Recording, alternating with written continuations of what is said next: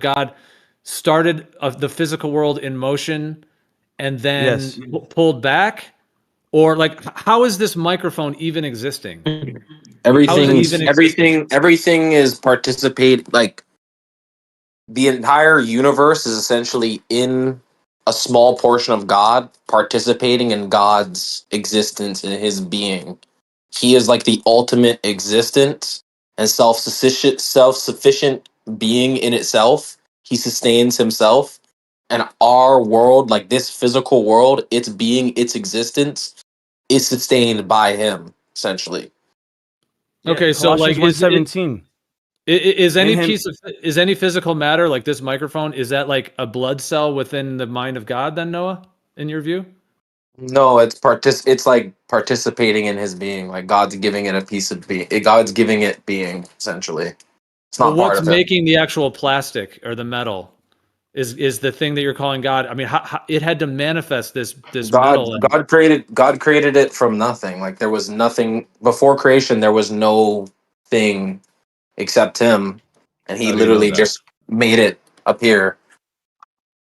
By his fiat, he made all generated material things begin existing. How do you know that? Yeah. Do you have So then the God knowledge? How do you know that? It's logic, dude. It's Given his logic, self-revelation. the self-referential system made within abstractions to point It's to themselves. it's How self. do you No, know it's that? self-evident. Until you It's get an internal self-evident. critique.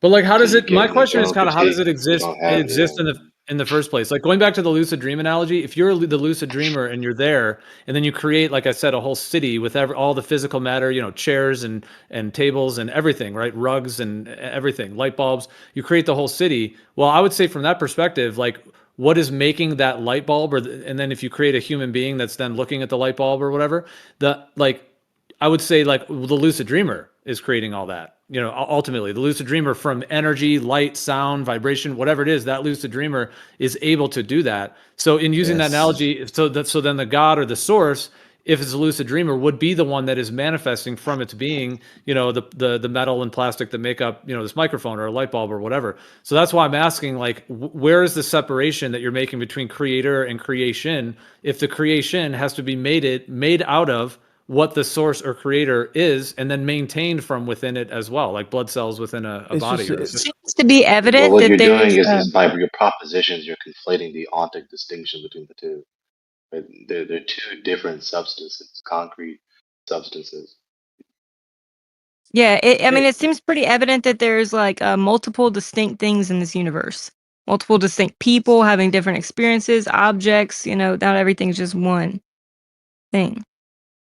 Yeah, so you can be contingent on God. All reality can be contingent on God and not be God, right? So nature, the earth, Gaia, is not God, right? Nature itself is not God. It's a creation of God, and it is contingent on God. It doesn't mean that it is God. I don't know why people would jump to that conclusion. It's illogical. God is the self. God is the self-existent. God is the self-existent being. Everything else that exists is participating in his property of beingness or existenceness, essentially. Let Gio respond. We just gave him a bunch of criticism, so I want to let him like defend himself.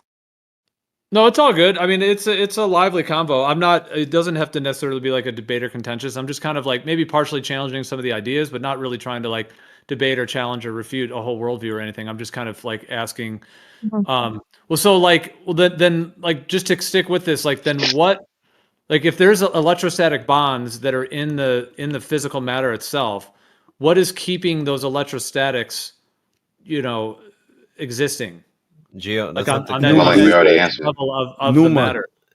Okay, Numa. Gio, Gregory The answer claimed is a simple. few to make an ontic the God error. sustains the You uniformity of gotta look at the ontic error that he claims you to be making. And like, just to stick with this, like, then what, like if there's electrostatic bonds that are in the physical matter itself, what is keeping those electrostatics, you know, existing? Gio, Like that's not on the that we already answered. level of the matter.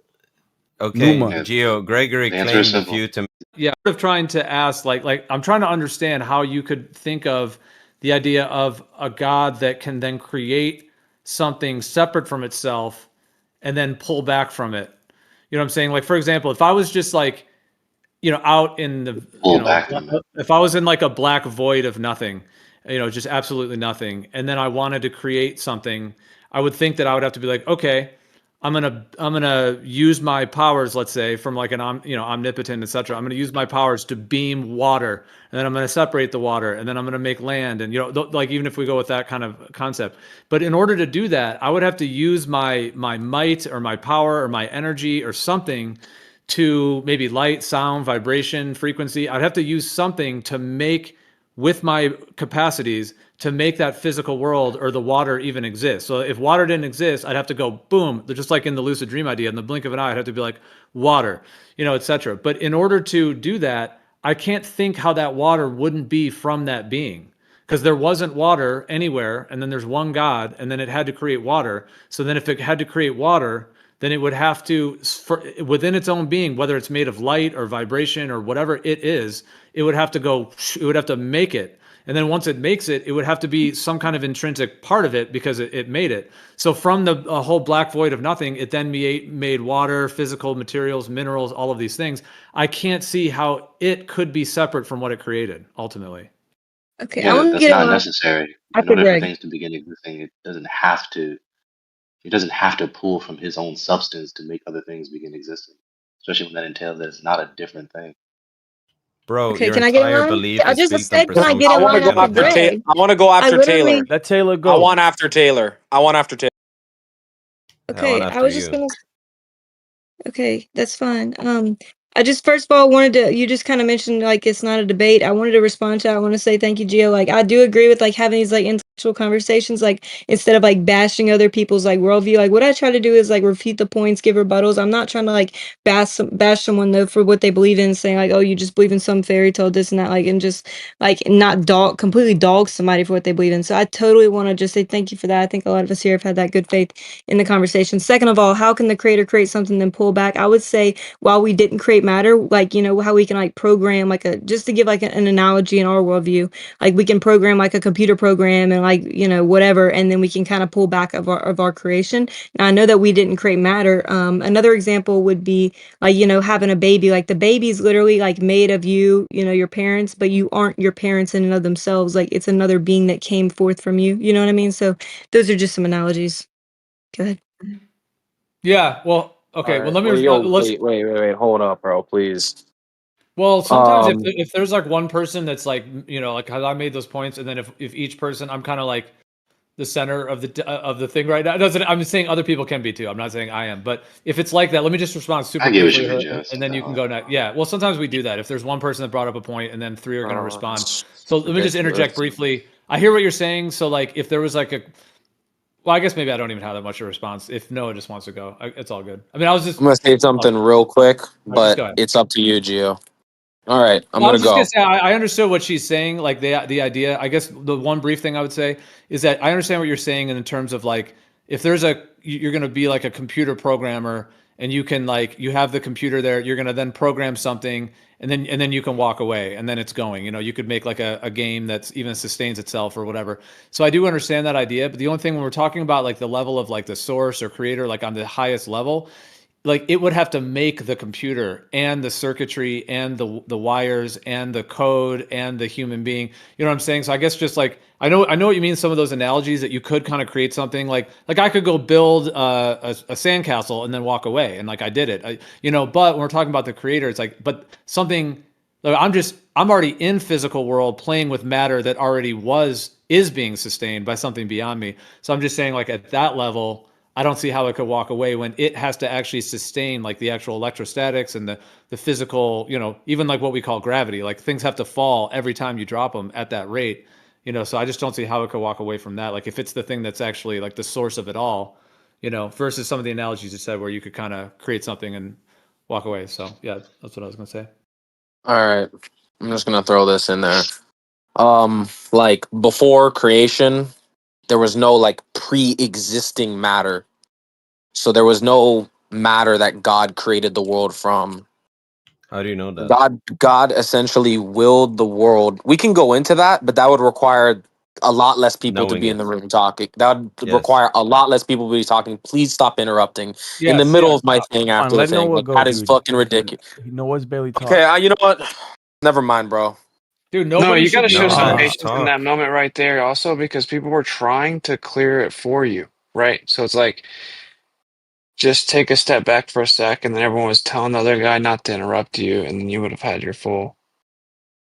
You guys have to realize that, okay, see, there's just real quick, I know this is meta moderation, but see, there's a trade-off. To have, you got it. You got the floor. Okay, thank you so much. So basically, like, given this non-existent matter, essentially, like God didn't craft it out of wood like a human being would craft a house out of wood. That's how we create things. God created it from essentially nothing. He had to like will it into existence, and being he's the only thing that existed, he had to essentially let something participate in like in his existence, but not participate in the totality of his being, essentially. So like we would be like considered like partially good, partially evil, so partially God, partially not godly, essentially. And even the part of us that is godly does not like embrace the fullness of God like Jesus Christ, God on earth, did. Like we would, even if we were good, like it would not be the fullness of God, like all of God, essentially. So like, yeah, I don't know if that clears things up at all. Oh, okay, so then what part of us is godly then in what you just said? Like what part of us is that? The part that's indwelled by the Holy Spirit and also the likeness of his image. What about the physical matter? That's not God? You're just thinking that differently? So the physical matter is something separate from God, but it created it, and like Its existence, its being and its existence is sustained by God. So it is like You just personified it and forgot the personification. What is God made of in your view? He's just made of himself. Like he's, like I said, he's self-existent. So he's not made of anything. He's not composite. He doesn't have constituent parts. He's a single, unique, divine substance. But I thought we established that something couldn't create itself. This logic only exists. He didn't create himself. He's eternal. He didn't create himself. I don't know, dude, but he is substantive. He is physical. He's well, Gregory, if you have the Christian worldview, you have to think of God as like a human, right? Because you're image bearers. Yes, sir. Yes, sir. Well, more so, reverse the comparison. We're like him, not him like us. But yeah, we're like him. So you think God is like a human? No, we're like God. Not him, right? Like us. What? I'm asking Gregory. Can just Gregory answer, please? Bro, why do you want to have this weird thing with Gregory, bro? Because Gregory's knowledgeable on the topic. He deserves that. I yield the mic. My bad. So yeah, it's not that we're like him. It's not like he's like us. We're like him. He's the point of reference for comparison. Well, I mean, do you think? I mean, I'm just like, do you think of him as a man with a penis and a beard? And could you explain that to me, or like anatomically? Or well, something? as it concerns the God Himself, as in the divine, concrete substance, right? That concretely real divine entity. No, it doesn't subsist with the same. Doesn't consist of the same components as our carnal bodies does that He created. Nevertheless, the God Man, the God incarnated in human flesh. Yes, of course, He has the body of a human man. That's the God, the incarnation of the God, not the God Himself. Yeah, still. So you're talking about Jesus, I assume, then. As it concerns the human incarnation, obviously that's a man. That concrete entity consists of the flesh that is the nature of a human man. Before the incarnation, just the single divine, concretely real entity. No, it doesn't. That doesn't consist of the types of material components that comprise our bodies. Does it consist of anything? Yeah, come on, dude. Does it consist of anything that we could even recognize as substance that we know of? The concrete entity that is the God is the unique entity that is invisible, because God is invisible. So nothing that we've experienced is nothing that we've seen, smelled, tasted, or touched, or heard is the God, except the special instances of his theophany or Christophanies, instances of divine revelation. Invisible that makes and sense. concrete. I've got to say, I've my sort of worldview is I think everything's one thing, and I've got to say that the inevitable paradox, it does bother me. NBA Truth Seeker, can you mute yourself, dude? No, oh, thank you. Yeah, the paradox is it's an inevitable paradox of this idea that it's outside of the system and inside the system, or that it created itself. It doesn't sit well with me at all. I just say that. Yeah, like I said several times earlier, monism is an implicit contradiction. It's not possible. Well, could God be beyond logic, beyond what because we're limited, right? That entails unintelligibility. You couldn't even conceive of that. Well, exactly. Right. So logic the is a limited understanding of God, because it's a study of truth. God is truth. So having logic, having a limited understanding of God, naturalistic understanding of God, the claim that is not something he is like understanding the thing that he is not what he's going to be contradicting. That's a weird question to ask. To say that it's both so, invisible and so the point concrete being, is, right? Any predication that tries to divorce anything from logic makes itself inconceivable and impossible. It's in reference to what they were talking about. So if you have something you want to say to it that's relevant, sure. Yeah, I'd like to hear it. Yeah. Quick commentary. Dude, just stop. Although it is okay. Sorry, Gio. Yeah, up with the word salad, Cynact. Fucking hilarious, dude. It's like a movie. Honestly, I'm honestly just mostly entertained at the end of the day, bro. Like, I'll drop the fallacy for anyone who wants to actually read what it is. By the way, I'll say this one point real fast. Yeah, do that. This is the danger with handing your mind over to AI, bro. I've got AI to say the most ridiculous stuff ever. Okay, fallacies don't become redefined if you can ask a question and lead AI to give you an answer that appeases your inaccurate assumption. We have definitive, laid out parameters for fallacies. Appeal to possibility is an official fallacy. It's well defined and accepted, right, within the world of logic. It's when a conclusion is assumed not because it's probably true or it has not been demonstrated to be impossible, because it is possible that it is true, no matter how improbable. It's when a conclusion is assumed to be true because it's possible. It's when someone claims something's true because it's strictly because it's possible. Okay, we don't need to redefine fallacies to get gotchas in Discord. So anyway, I warn people not to fall down the rabbit hole of like, if AI says it must be true. I can get AI to say directly opposite things back to back. We're headed in a dangerous world, in my opinion, because there are already studies on it. People basically are lacking the ability to formulate their own thoughts.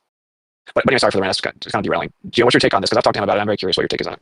Well, it is kind of brief, and I just want to also be clear when talking about all these spirituality things. Like, I never want to like impose my viewpoint onto others. I like sharing my viewpoint, but anything I say, like, I'm not trying to be in any way like tell others they have to see it my way in any way. So I just want to say that briefly, but I do appreciate being able to share my viewpoint. Like, I never want to like impose my viewpoint onto others. I like sharing my viewpoint, but anything I say, like, I'm not trying to be in any way like tell others they have to see it my way in any way. So I just want to say that briefly, but I do appreciate being able to share my viewpoint as well. But well, on that, I was just going to say, I mean, maybe it is or isn't the way that you would think it would be answered, but I would just say this perspective. So from the perspective that we are all one, from that like level of it, if that oneness like was going to create like a play, you know, like a stage and a play, and it was going to create all these, you know, the different characters to play in the play, and then it was going to create like a moral law and a moral code and what's right and what's wrong. There is even the idea that it would actually purposely want to create light and dark, you know, good and evil kind of thing, for like a certain like, you know, tension, for like to kind of to thicken the plot in a way, to make things interesting. Now I know that's kind of like wild to think of like, oh, well, it's just choosing to create all this evil to make it interesting. That seems kind of like, you know, dark. But from like when you think about like movies where there's always kind of like tension, or there's the bad guy and the good guy, and then it kind of gives the all of the dynamics of like theater basically that are needed for something to play out, some kind of drama or some kind of storyline or something, because even though you have the evil part of it, but you also have the hero, and the hero being able to be the hero is because he can overcome the evil kind of thing. So in order to kind of have a hero that he would even be able to overcome evil, you would have to then create the evil as a necessary thing to then create it. So I was just kind of answer it from that perspective, and like the idea that like that it's like a play of consciousness of sort, or like a dance that's playing out from that level. To kind of get to what you were saying, the way I would think about it, or maybe kind of offer this for, is like that from that idea, the sort of experientially separate units of consciousness, as it were, that are experiencing themselves as the characters in the play, they may have, from everything I laid out there, it's possible they could have a different view on good and evil compared to what the actual playmaker or the actual designer of the whole play, the one that's actually creating the whole thing, would have. Because like maybe if the way I laid that out, like the designer of the whole thing, the playmaker, it could actually feel like, okay, it's eternal, it never dies, it's made of love and light. Therefore, so to create sort of an evil character is maybe even like an interesting feature of the play to add into it. Sort of like the way a playwright will put in an evil character, but it's not really hurting the playwright to put in the evil character. He knows it's just a character.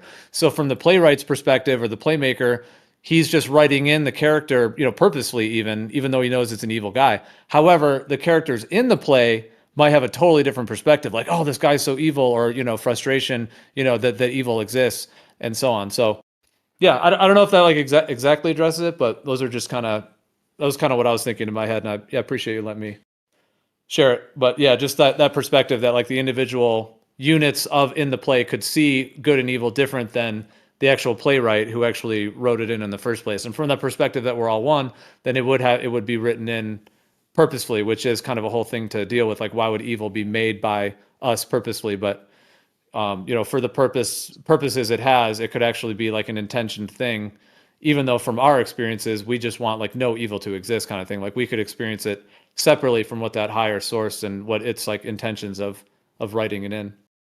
I don't know if you wanted to answer that way, because it is kind of from like the all one perspective and kind of from that layer of it. But yeah, I'm curious. I was curious your take. Mister, what's your take in response to that?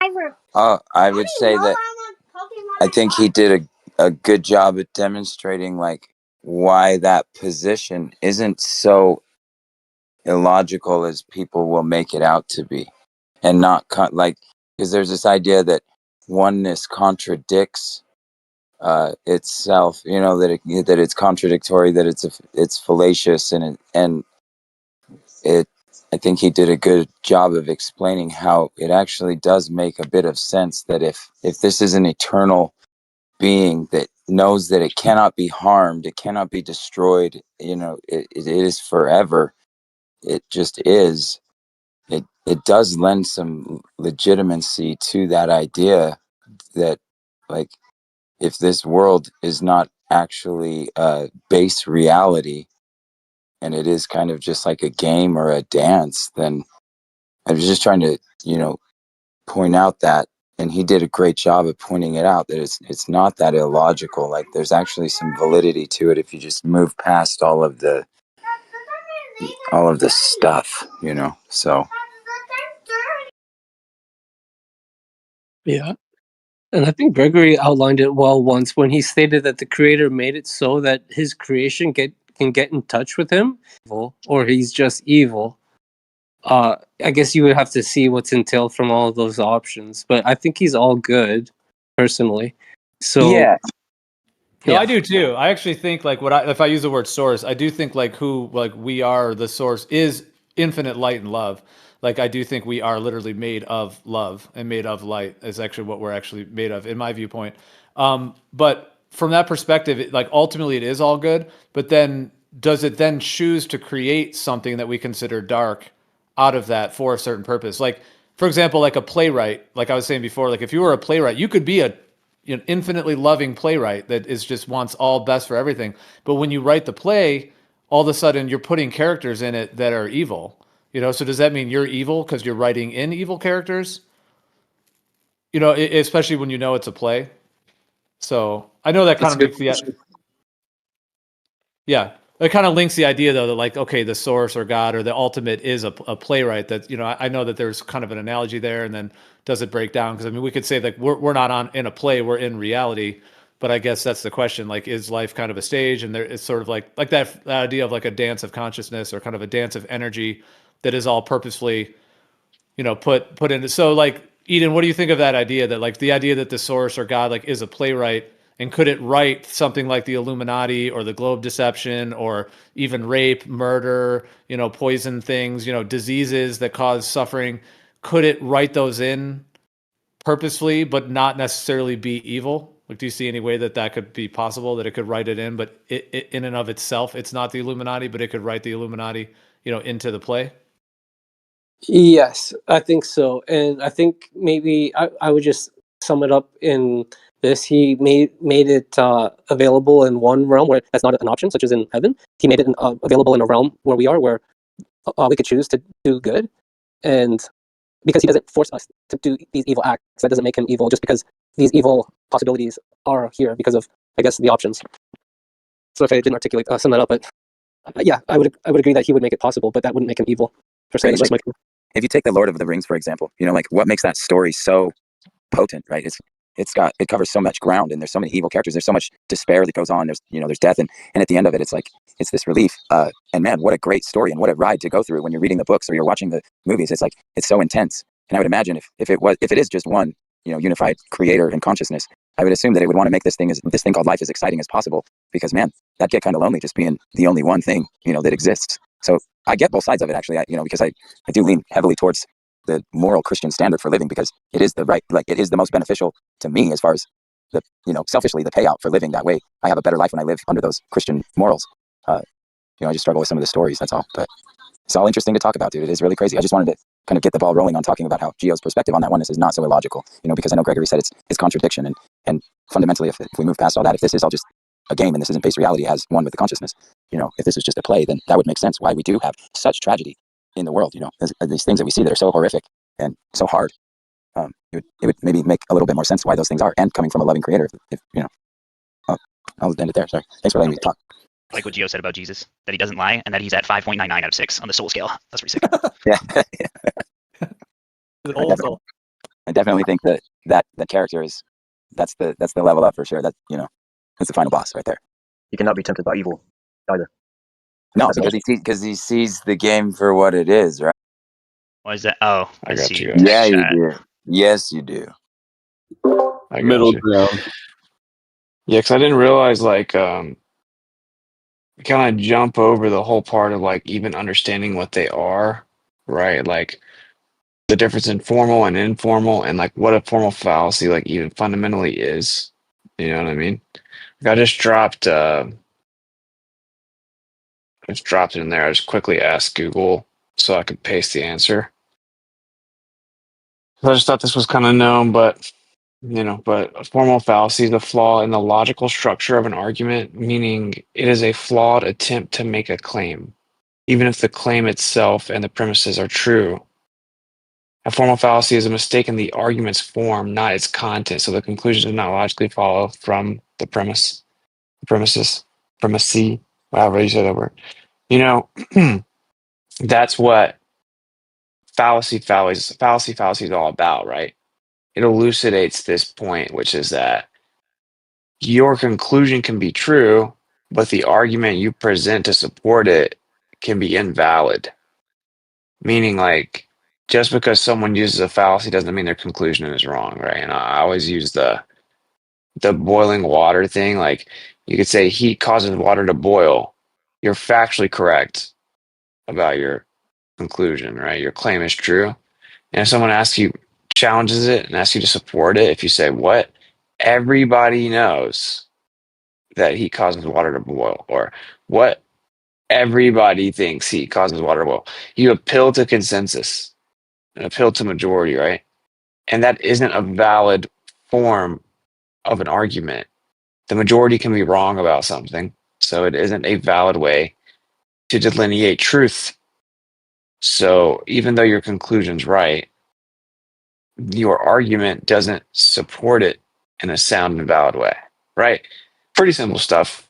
Pretty simple stuff. So if someone said, oh, that's an appeal to consensus,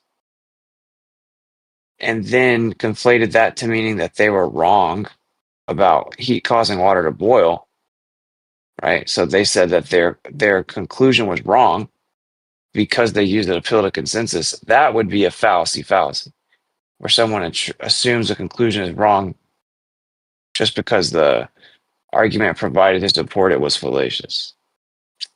Anyway, I don't know when asked for that, but that's like kind of like the zoomed out whole like meaning. Right? So anyway, man, I don't know. I guess I just think personally, maybe people think it's kind of nerdy or whatever, but like, Nah, thanks. I just think it's like definitely important. nerdy, but it's cool. What I found out, dude, I don't know if I've ever told people this, but dude, what happened with me, like, I found out about flat Earth, and then like, I just told the girl I was dating at the time. I told my homies. I listened to some B.O.B. It was just kind of a thing, and then I went on with my life. Occasionally watch content here and there. I just, worked, hung out with my girlfriend, thought that the Earth wasn't a globe anymore. And then I came across Ken Willer. He's talking about ether. I became like obsessed with it. Started consuming his content and then going to the Fatherhood of Electrical Field Theory. And then I'm like, whoa. It really hit me just like how big of a deal this whole thing is. Like it's got so many ramifications. Us being misled about the nature of the Earth. And so then I started jumping in 24/7 Flat Earth Discord, and they were having these debates. So I was like listening in on the debates, and I was hearing people talk about fallacies and stuff, and I was like largely unfamiliar with fallacies altogether. And then what started happening is I started getting in the debates, and I was just making up fallacies. You know what I'm saying? Like I was just like appeal to possibility. Literally, I didn't know that was a thing. And then I would go look it up, and sure enough, it was. And this happened like many, many times. And occasionally, it would be like what I call the fallacy is like is not really what the most popular name for it is, but it's like it's also known as that, right? Like because you have appeal to consensus, appeal to majority, etc.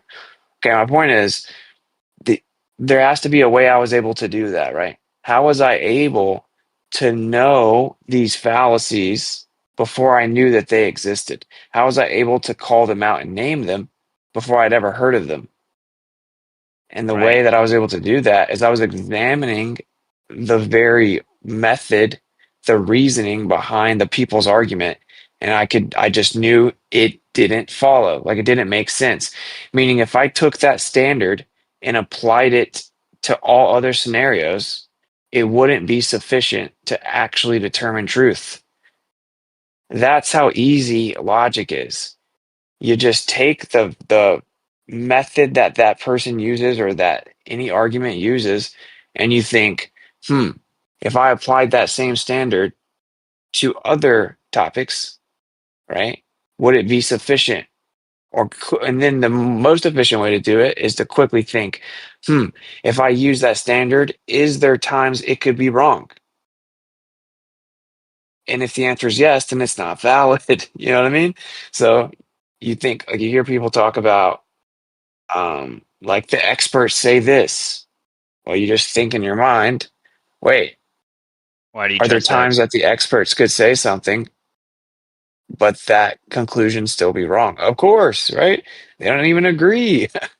They disagree. So anyway, my point is that's the real glitch. Like if you want the real sauce, it isn't about memorizing fallacies. It's nothing to do with that. It's like understanding like the fundamental nature of what a fallacy is.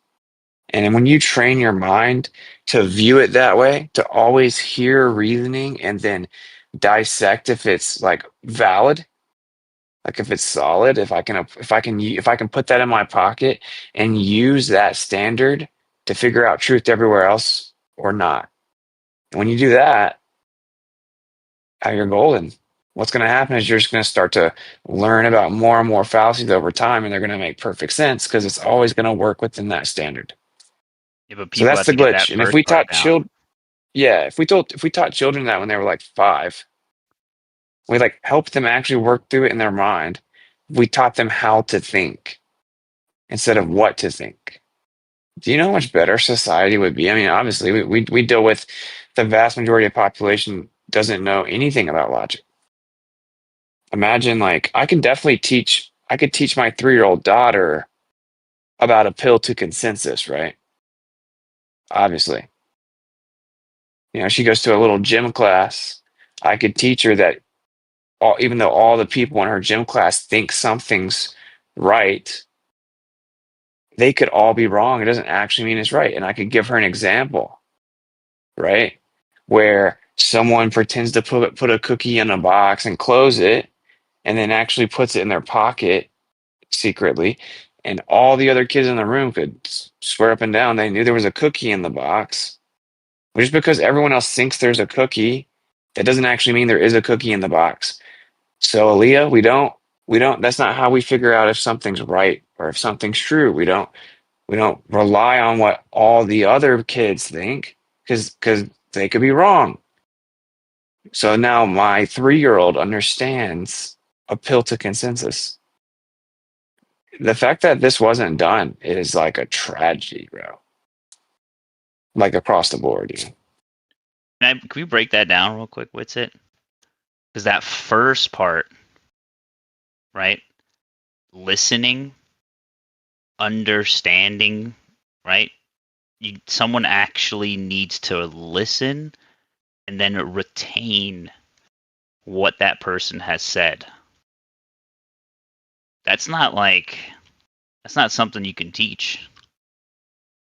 It's a skill, really. I mean, you could say it's a skill, but like to truly actually, be calm and like halt what you want to do. Like people get, jump the gun. They want to respond. They get antsy. They just forget. They just kind of tune out like what that person is saying. They're looking up something, etc.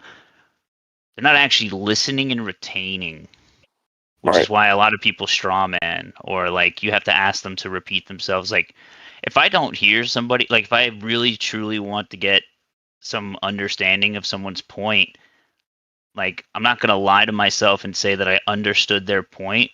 I'd rather just ask them to repeat it so I can really truly understand it. But I think that's a huge first part that people need to do, though, is listen, like actually listen. Yeah. And that last part you mentioned is an ego thing.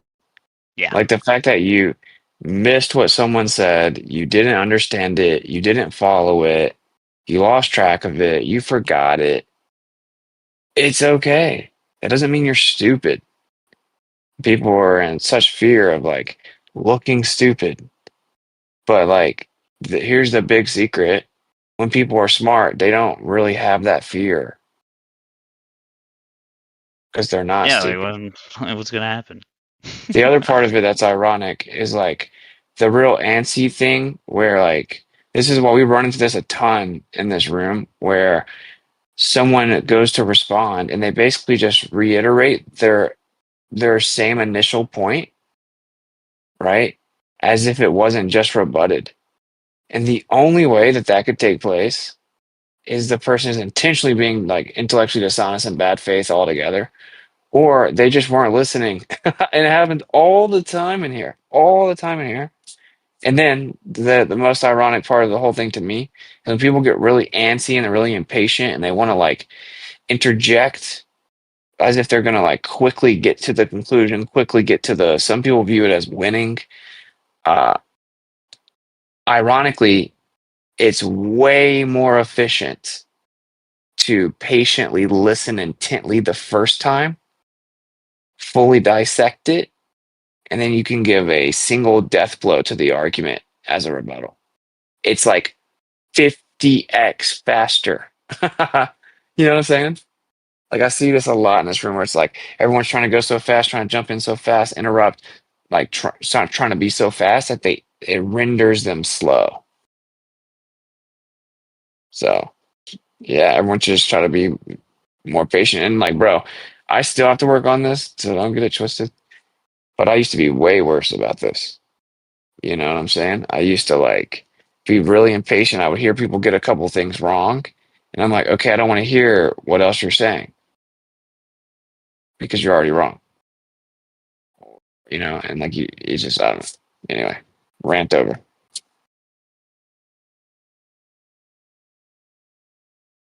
It would be cool though if we could turn a new leaf in a way and people could because there are some beautiful moments in this room that I'll always remember where the room is all on the same page as if we all have the same goal. And the goal is just to get to the bottom of something. And so people are just trying to figure it out and we're bouncing ideas off each other and we're like, well, what about this though? Oh, but we didn't think about this, or you missed this, or I know about this. I remember studying this. And everyone builds on top of each other. And we end up actually discovering profound truths as a collective. To me, that's so much more productive and fruitful than this sideshow, let's go back and forth. Yeah. The reason that debates can be super fruitful is if both people are in good faith, then the audience will get a very expedited form of education. They can. You know what I mean? So it's if that's not the case, if both sides aren't good faith, or if one side's not skilled enough to still pull fruit out of a bad faith interaction the best they can, it's a total waste of time. Total waste of time. But I get it. I get it, bro. It's like a sport. It's like a game. I'm gonna say people love it though. It's Yeah, people entertainment. Love it. We're going super meta right now, but I like it. I like the meta because it humanizes everybody in here. I think. When I first came into these servers, I had no idea any of this existed, where people could actually have discourse, right? Because in real life, how many people can you count on your hand, right? That you can actually talk to about any of these subjects, or even have you know what I mean? Have the time to do so. It's almost kind of like a corralling though, if you think about it, right? What Discord has done, or social media in general, where it used to be open discourse.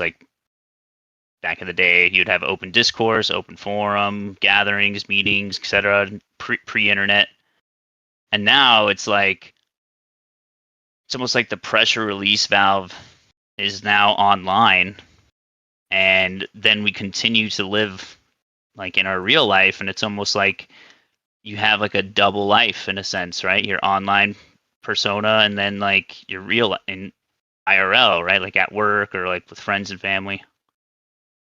So I don't, this is very meta, but I don't know if it's a overall good thing, but I want to make it a good thing. That's a really good call, Beasicles. I remember when you joined, and I opened my arms for you. I just accepted you into this group. I'm happy you're still here. Dude, I'm sorry we had our falling out, by the way. I don't even remember. I'm glad you're that. still around too.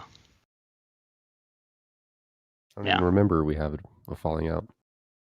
That had something to do with Flatman server or something. It's just stupid drama.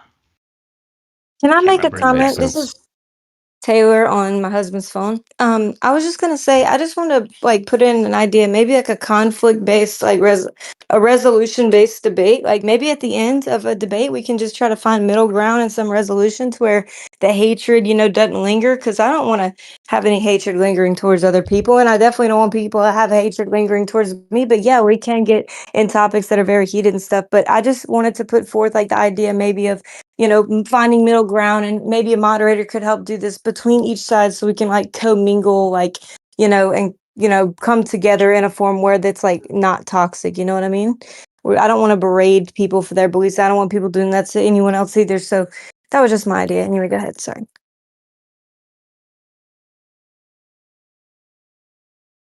Yeah, of course. I think overall people would rather have a productive and good faith conversation. But this is the internet, there are people that are just come in, take out all of their real life angst and trauma and just troll. I think it's kind as an outlet. It's not right to talk about Dan when he's not here though. You know? I wasn't talking about Dan.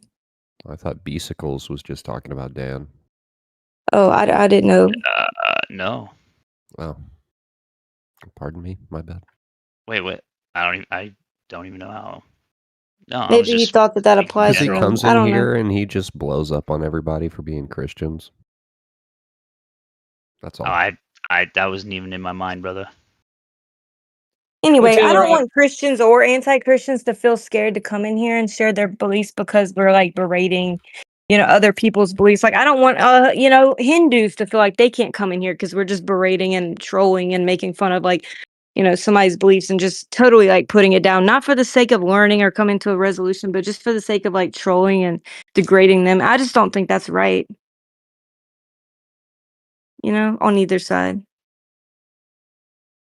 Yeah, no, I hear you. I think that there's just like different energies. Like if people come in and it's more of like a fight and it's like trying to win in some way, or trying to like dominate someone else, or trying to mock or ridicule someone else, or kind of point the finger and be like, this guy's stupid, or this guy's wrong, or this guy's got a deluded worldview or whatever. Yeah, there's the tendency to that some folks will have that, and like it is sort of the internet in a way. Everyone's detached maybe from, because there are like not the same like real world consequences online as there are in person, for treating someone a certain way, so there's a lot of like people tend to, I actually feel like the opposite. Like I feel like online, I mean, I'm not saying I treat people the same online as in real life, but what I'm saying is that I some people feel like online is more of a place to like let all your demons out kind of thing, but I feel like it's the opposite, because you have like everybody has like a reputation and who you are. Granted, I guess on here, not everyone knows like everybody's full names and where you live and, your whole life. But I'm just saying like the internet it's like in a way, you're like almost like a public figure in a way, so in some sense, I mean, all of us are, I'm not saying just me, anyone is just in a way, you're like a public figure, because even if you're talking to 5 people or 10 people or 1,000, whatever number. And so there's like a certain way in which now like you're on a stage of the whole world. So it's interesting to me that some people see it like as a way to be more devious. But I guess if you're not saying what your name is or something, and then people want to like troll or do these things. But what I want to say though, Taylor, is like with all that being said, like, yeah, there are people that want to make it a fight, or trying just to crush someone, or trying to ridicule people, which has its own kind of whole like dynamic to it, that some people have that approach. But from a whole other side of it, if you actually have like a good faith intention of wanting to either learn or grow as a person, or grow as a community as well, if there's that intention, or to grow within a certain worldview or mindset, or yeah, whether it's the shape of the earth, fields of physics, all these things, if you actually have a true and honest intention and a good-hearted, good faith intention to actually, because that's really what good faith is. It's like you actually want to come to some form of a conclusion. Like, not that you're both going to agree, but there's some level of amicability and understanding to where you can say, okay, well, I see your whole perspective. I see why you see this is what it is, and then still disagree. But at the end of the day, sort of shake hands, kind of like in sports where at the end, they all high five each other. And just lastly, I think that like there's the potential for like the moderator position, or like a host or moderator, etc., to be able to play that role, to be able to kind of like synthesize, like if 2 people were having like where there's a dramatic difference in viewpoint, but at the end of it, like there's the capacity for, if it's like a solo moderated or some kind of a more controlled environment, instead of like a whole room of people jumping in at different times. But I'm just saying, if it's more of like like an hour-long debate, and then there's the potential, I guess the conclusion I'm trying to say is there is the potential for like a host or a moderator position to kind of play like the conflict resolution role, to be able to kind of like smoothly, be able to like assist the 2 people to where at the end that they can shake hands and say, okay, I see where you're coming from. They can each say that. And then everybody in the audience, can have like ideally the most kind of like fruitful environment to be able to glean things from, instead of kind of like the dissonance or the interference when there's, all the other kind of ultimately like either bad faith or just, other kind of intentions involved. So anyways, my main point, just like, I think the moderator or the host role has that potential to kind of like, assist in that synergy and kind of completion to the conversation or to the debate, to where it can be like, where there can be, where, you can kind of see eye to eye and be like, okay, agree to disagree, like that kind of energy, instead of like, oh, I hate that person, or they piss me off, or, they're a evil person, or they're, and then without all of the kind of bad blood afterwards, basically, that can happen sometimes. Yeah, to Sorry, that was piggyback long. off that, I'd say that everybody in here would say that your personal conduct in the server is just admirable. And the person you're talking about who's like conflict resolution mod, like it sounds like you're talking about yourself. I mean, I picked up on a lot of similarities there. I'd just like to say thank you, Gio. Oh, cheers, bro. Yeah, man. Appreciate that. And I do my best to Dude, I think you would find this fascinating, Gio. It totally reminds me of this paper I found I don't even know how I found this paper, but just a long time ago. It's from Yale, and it's about identity on the internet. I'm gonna post it for you guys. I just find this paper to be fascinating. It's like, what some people, or what some call self-determination, others call privacy, as merged in the words of Eric Hughes, the power to selectively reveal oneself to the world. If the data harvest of an interconnected, interdependent world kills both privacy as impossible to observe and privacy as impossible to identify, then what might be an alternative? If you are an optimist or an apparatchik, then your answer will tend toward rules of procedure administered by a government you trust or control. If you are a pessimist or a hacker/maker, then your answer will tend toward the operational, and your definition of a state of self-determinative identity will be mine, the effective capacity to misrepresent yourself. It's a real fascinating paper. I recommend you guys read it. It's only like 17 pages.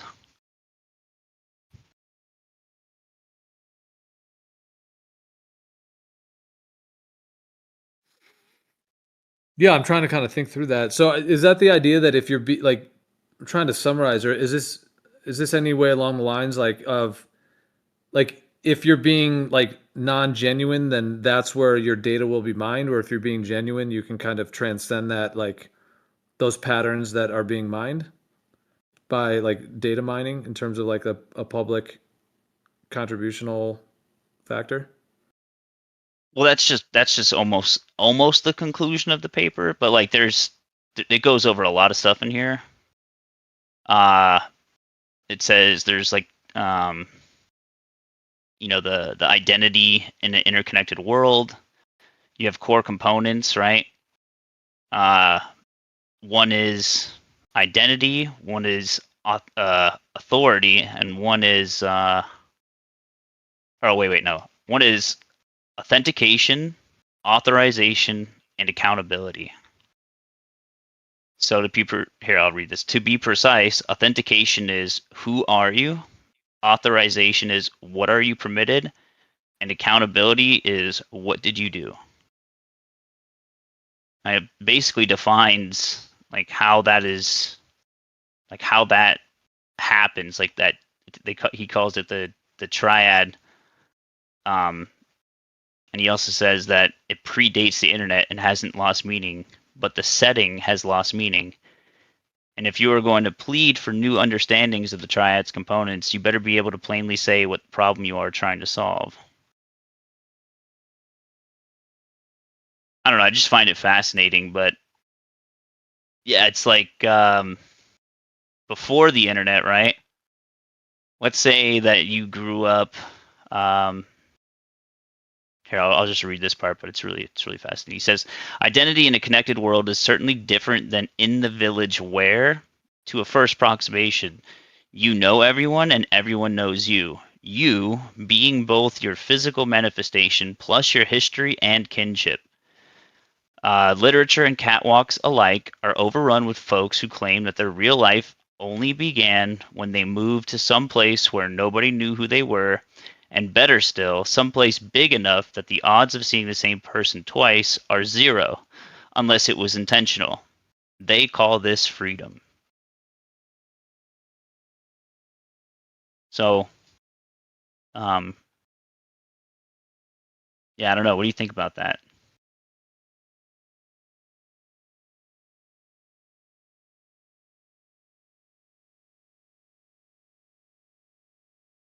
I know that was a lot, but I don't know. It's very fascinating. I'm here, Beast, dude. I'm here for you. What's up?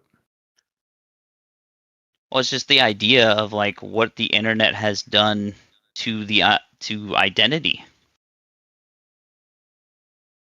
like who you are actually, as a person, like the history of you, who knows it, etc. And the idea of being able to leave your old life behind and start a new one in order to, like, you know, redefine yourself, essentially.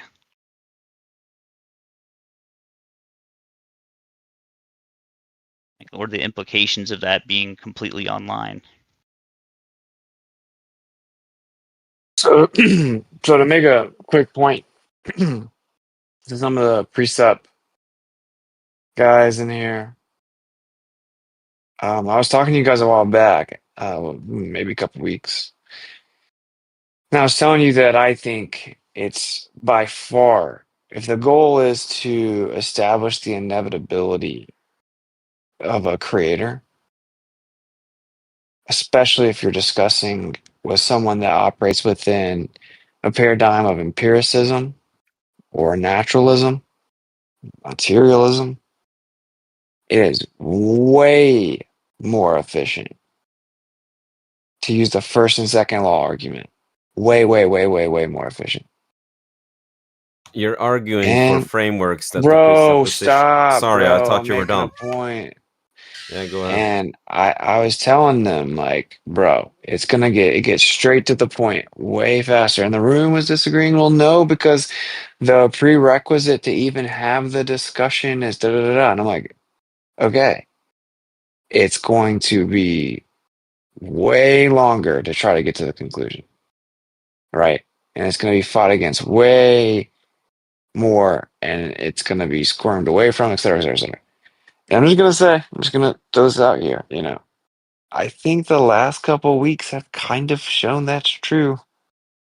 Because, you know, like if you walk through the inevitability of a creator after the first and second law of thermodynamics, just simple natural laws, right? And then you find out, uh-oh, there has to be a creator, specifically that the matter and energy in the universe had to be created. And then you just say, well, what's the antecedent for creation? It's a creator, right? So there's no avoiding it.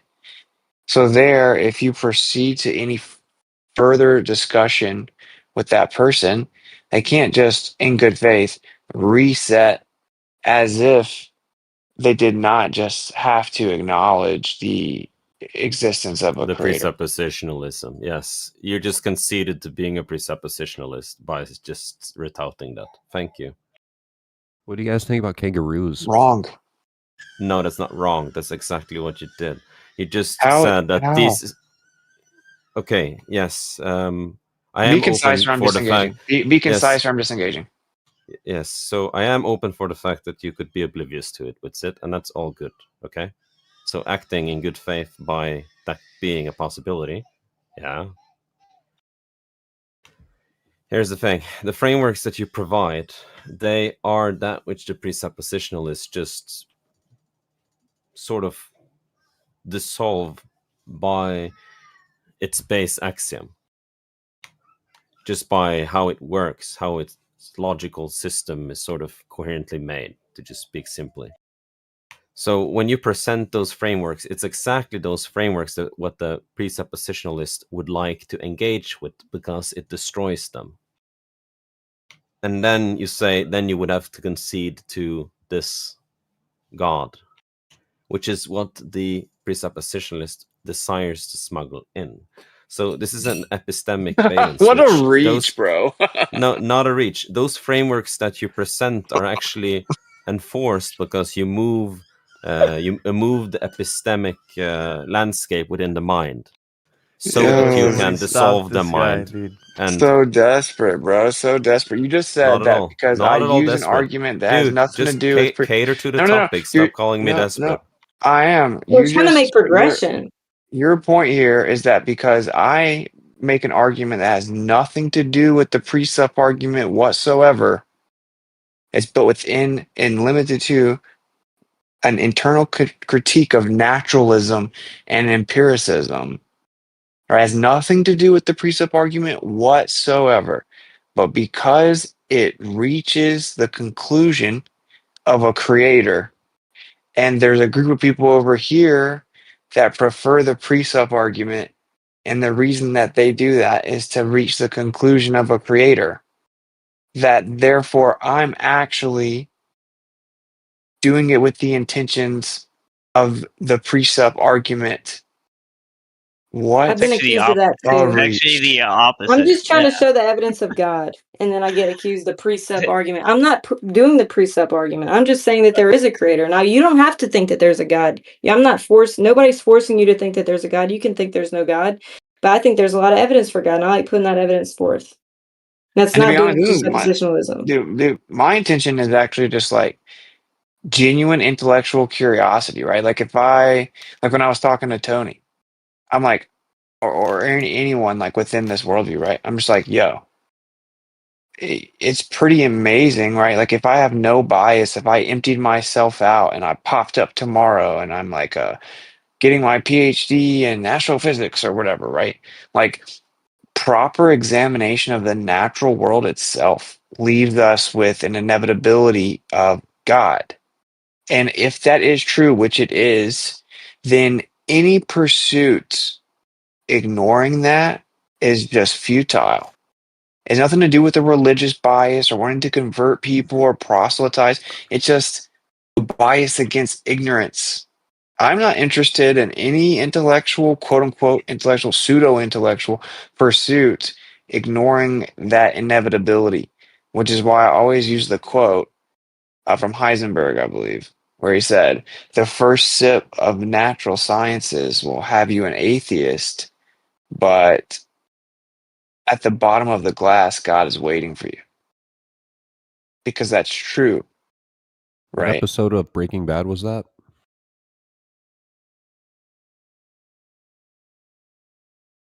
I don't get it. You said it was a quote from Heisenberg. Sorry. I missed that episode, I think. I don't know even the characters there. But anyway, like, yeah, the only to your issue that point. I have with a natural argument for God, like if you're gonna go for the natural argument, the natural law, you're not going high enough. The transcendental argument goes higher, and that's what is so bothersome for people addressing that argument. They can't even reason why their reason is reasonable. yeah, but that's But my if you're point. It's going like, for the natural point, then you don't have a rigid point of view. It could be the god of the philosophers. It could be the god of whomever. That's yeah, what but I that's my wanted point. to. That's my That's whole what we. point, though. People keep Go ahead. jumping over what they're. I tried to tell you guys a couple weeks ago, but I'm like, yo, you guys will figure it out yourself, or whatever, because I've done this. Like, you're jumping over you're swinging for the fence when you just need a single. You need to get some people on the bases, and Meet people where then you're gonna bring where your they are cleanup. at. Yeah, Then I your get it. cleanup can come and hit a grand slam. So like it's like it depends on what your intentions are, right? But if you're like actually trying to help guide someone through the logical progression of figuring out the inevitability of your position, then jumping all the way over to that, it's just like it doesn't even like click with people. It just sounds like it sounds almost like a gotcha. That's how people hear. It's such a foreign concept to a But naturalist that it just sounds like a gotcha, and it like doesn't stay with them. Like they're gonna walk away and forget it. But I guarantee you, Tony has nightmares thinking about the first and second law. My point is, if you bring that up within their own framework, as opposed to coming from outside of it, right? You go within their own paradigm and show them, yo, okay, I'm gonna be a naturalist with you. Let's have a talk. You show them like that a creator is inevitable. Yeah, it doesn't show any specific creator, whatever, not the point. Now we've eliminated the whole there may not be a God thing. So if you're now going to have a conversation in the future with them, a precept conversation, this whole like you're trying to smuggle in God, that doesn't mean God. That doesn't work anymore. We've already established outside of this world that there's a God. So if your gripe now is that it's not the God of the Bible or whatever, then okay, you can take it there. See my point? And But and I brought this up to you guys because I did this in real life. Like it's like probably 20 times more success in the real world with real people, converting them just out of the world of atheism. it just depends. 20 It just times more depends on success. who you're talking to, though, right? Like, I totally understand using that with someone who doesn't believe in a God, right? An atheist, right? I totally get that. But what happens if you talk to someone, you know, who like what you just said? You Like have to a go in their Chinese paradigm. person. Yeah, if you have to go in their paradigm, right? That's the same thing as taking on someone's worldview, right? It's the same kind of thing.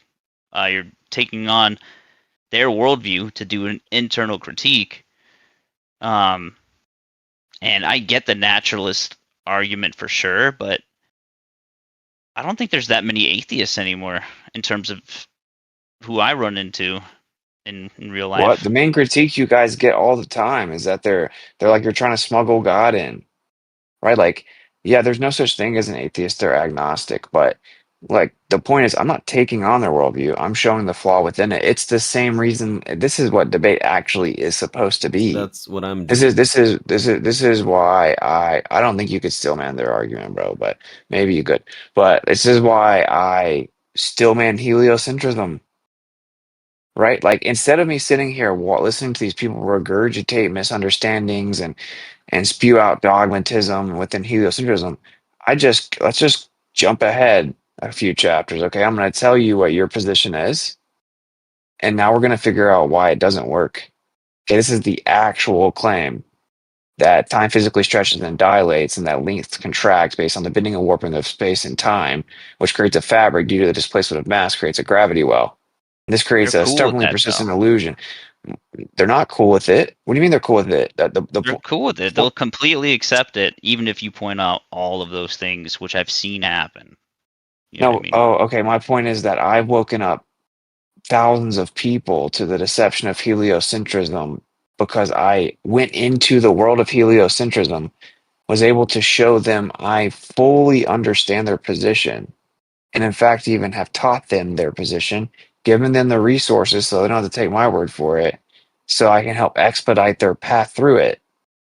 This is why I get hundreds of emails saying that they no longer believe in modern cosmology because of da da da da da, right? Show, insert, middle ground, Show. relatively speaking, debate, whatever.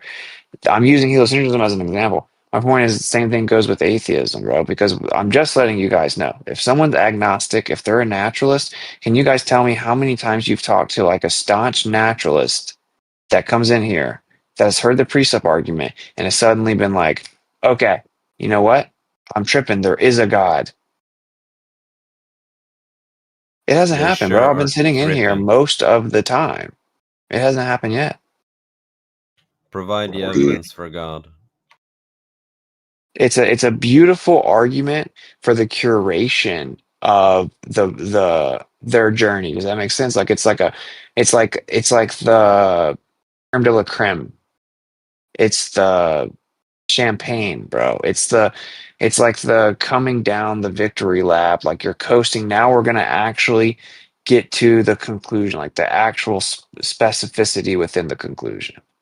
But it's like if you just jump over there and start hitting them with these like profound conclusions, they're like, but you don't what this isn't justified, even though it is. And you guys have gone, I mean, dude, I think you I guys have think almost completely polished it. I would need to see we disagreed, right, whenever it was brought up. And I'm just saying, like, if I got PhD Tony like stuttering, basically saying like there might be a God, if I can get an atheist doing it, I need to see an agnostic acknowledging, okay, you have basically taken me to where I have to acknowledge the inevitability of a see. God or even a biblical God. I think you're conflating two different demographics, though. Right? Like, there's just normal, run of the mill And people. then there's Chinese. Stop, dude. But like, there's normal people that you run into on the day to day, or people that like watch your content, like who are just baby truthers or whatever, like people that don't have a dog in the fight in terms of like these servers, right? But then you're talking about the people that do actively come into these servers day by day, right?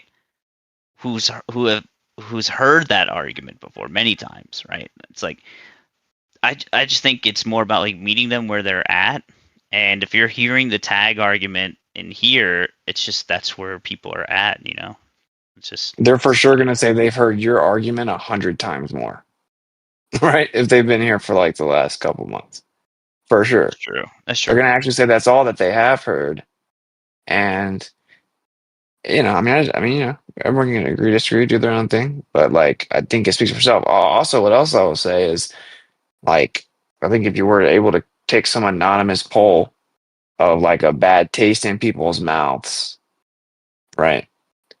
In terms of this subject of a God, like clearly, like guiding down that road where like, well, what's the antecedent of creation? Not really going to leave a bad taste in someone's mouth. Like, so it basically what it does is it makes them like mad that they can't be mad at you. You know what I'm saying? Yeah, And but I will say the often, precept gets there if like, people are really good faith, but yeah, you have to have a rigid point, brother. That's the whole essence of this argument. If you have a rigid point of reference, which God are you talking about? We're not talking about a creator, a God, or God. We're talking about the triune God of the Bible.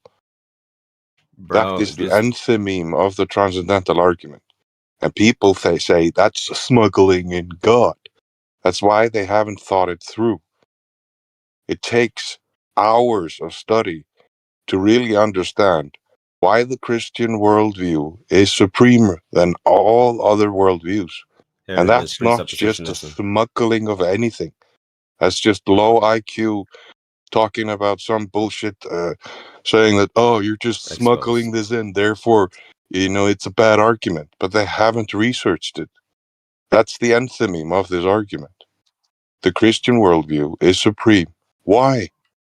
Go and figure it out. Go into your large language model and try to figure it out. Because you're it's a taking some personal God. subliminals. He Delusions of revealed grandeur. himself. He came through history. He came through time. He's with us. He's eternal. Yet we can communicate with him. All the other worldviews don't have that. They don't. They just have a God. Some unknown thing that you can't reach, can't talk to, but it's somehow in the whole of creation, dude. It's like the natural laws of everything, and it's like, really, like that's the God of the philosophers. You're That's just not one the by God we're one talking about. exposing yourself, being presuppositionalist. Like you're doing exactly the thing that I have provided, which is presuppositionalism. Are you And when you talking about say that, exposing and himself when when you he openly admits that he is that? exactly, he is openly admitting it. When you say people have been saying that, it's not people, it's actually I. Yeah, there's some Yeah, sublims. the So sophist is the only one who can go up against it, and that shows something, man. But that isn't the point that I it made, does though, bro. show Like, I'm not how understanding. bad faith it is. Like, Because the point that I'm the whole making. point Go is to ahead, call go ahead. everyone sorry. The No, whole go ahead. point All right, I'll talk to that. the whole point is to call everything else incoherent. It's Okay, pointing to the fact that it is incoherent. And here you go. Yeah, it is incoherent. If you try to study it, try to figure it out. Yes, presuppositionalist is incoherent. Yes. No. Yes, Your it is. worldview is incoherent because you do not have the worldview of the Christian. Holy shit, that's just an add-on. No, but you could say that was dogmatism. So, That it like, is too. well, it wasn't an ad hom, right? But this is the thing, man. Like, you're committing petito principi. no, like he didn't personally attack you, your personhood, instead of the argument. That's not Right. what that is. That's begging the question.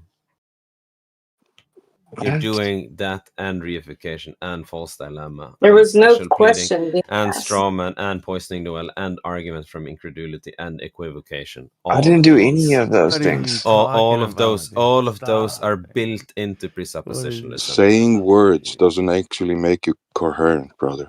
You know, Adding just ad relax. homing me withoad actually addressing the case is just Ad showing your very homing good me faith. because not That actually wasn't have. Come on, man. Nobody Now wants to listen to this impersonating bullshit, me, brother. in now intonating my voice as if I'm retarded is also an add-on. All right, okay, guys. bro. That's the Dude, this is second what I'm time you saying. This actually is what, like, Proving my admitted I'm point, just brother. curious, like, when the other Christians are gonna realize what I'm saying, though, right? Because it's Witsit, like, Nah, is it dude. the We talked. No, I 57th agree, dude. hour? Is Nah, it the bro. 1000th hour? Is it the 4000th time we've had the same Yo, conversation, Witsit. hit the same brick wall with the same people in the same way? Or The only maybe it'll be Nah, yo, listen. the 100,000th time. the Yo, only Witsit, listen. So argument I from the brought this up. precept. Yo, come on, dude. You see, yeah, he brought up other Christians. Yo, listen. I brought this up in the group the other day. I'm like, bro, the formula was given to us to how to share the gospel, the Great Commission, right? It wasn't with P's and Q's and propositional calculus that Newton developed. Newton developed calculus for logic, right? It didn't take Newton to spread the gospel, right? But it is, like you said, it is the champagne. It's something profound. Once you come to that knowledge, there's no going back. But it's not knowledge that's easily discernible to a novice. And I wouldn't want to press the tag argument to a novice. It would be unwise to do so. I agree with you on that. Go ahead. I mean, it's the pearls, bro. It's pearls, bro. Like, Yep. it's for me, it's something that once you start to progress and mature through your walk, you start to see like the layered profundity built within it. And it's this beautiful thing that's like never ending. It's truly amazing. It's truly amazing. But it's like, again, I mean, these people, they're not even like speaking the same language. And I'm not saying that as though they're inferior or something like that. I'm saying that they're literally just not talking the same language. So they hear you as if you are from another country. They're like, all they hear is like an immense presupposition. You're just, they just hear dogmatism. They just hear, begging the question. That's all they hear. When in reality, when properly presented, it isn't those things. That's all that they hear. So this comes back to my initial question. What is the objective? Is the objective actually to wake someone up and show them that they were created and then to help guide them through that fact, that awakening to the beauty that is the scriptures? Help them personally assess first, right? Then get the Holy Spirit to help them walk through these things of understanding? Or is it to go to someone who's not even interested in that at the current moment and then start hitting them with stuff that's the Spirit's going to be required to help get them through?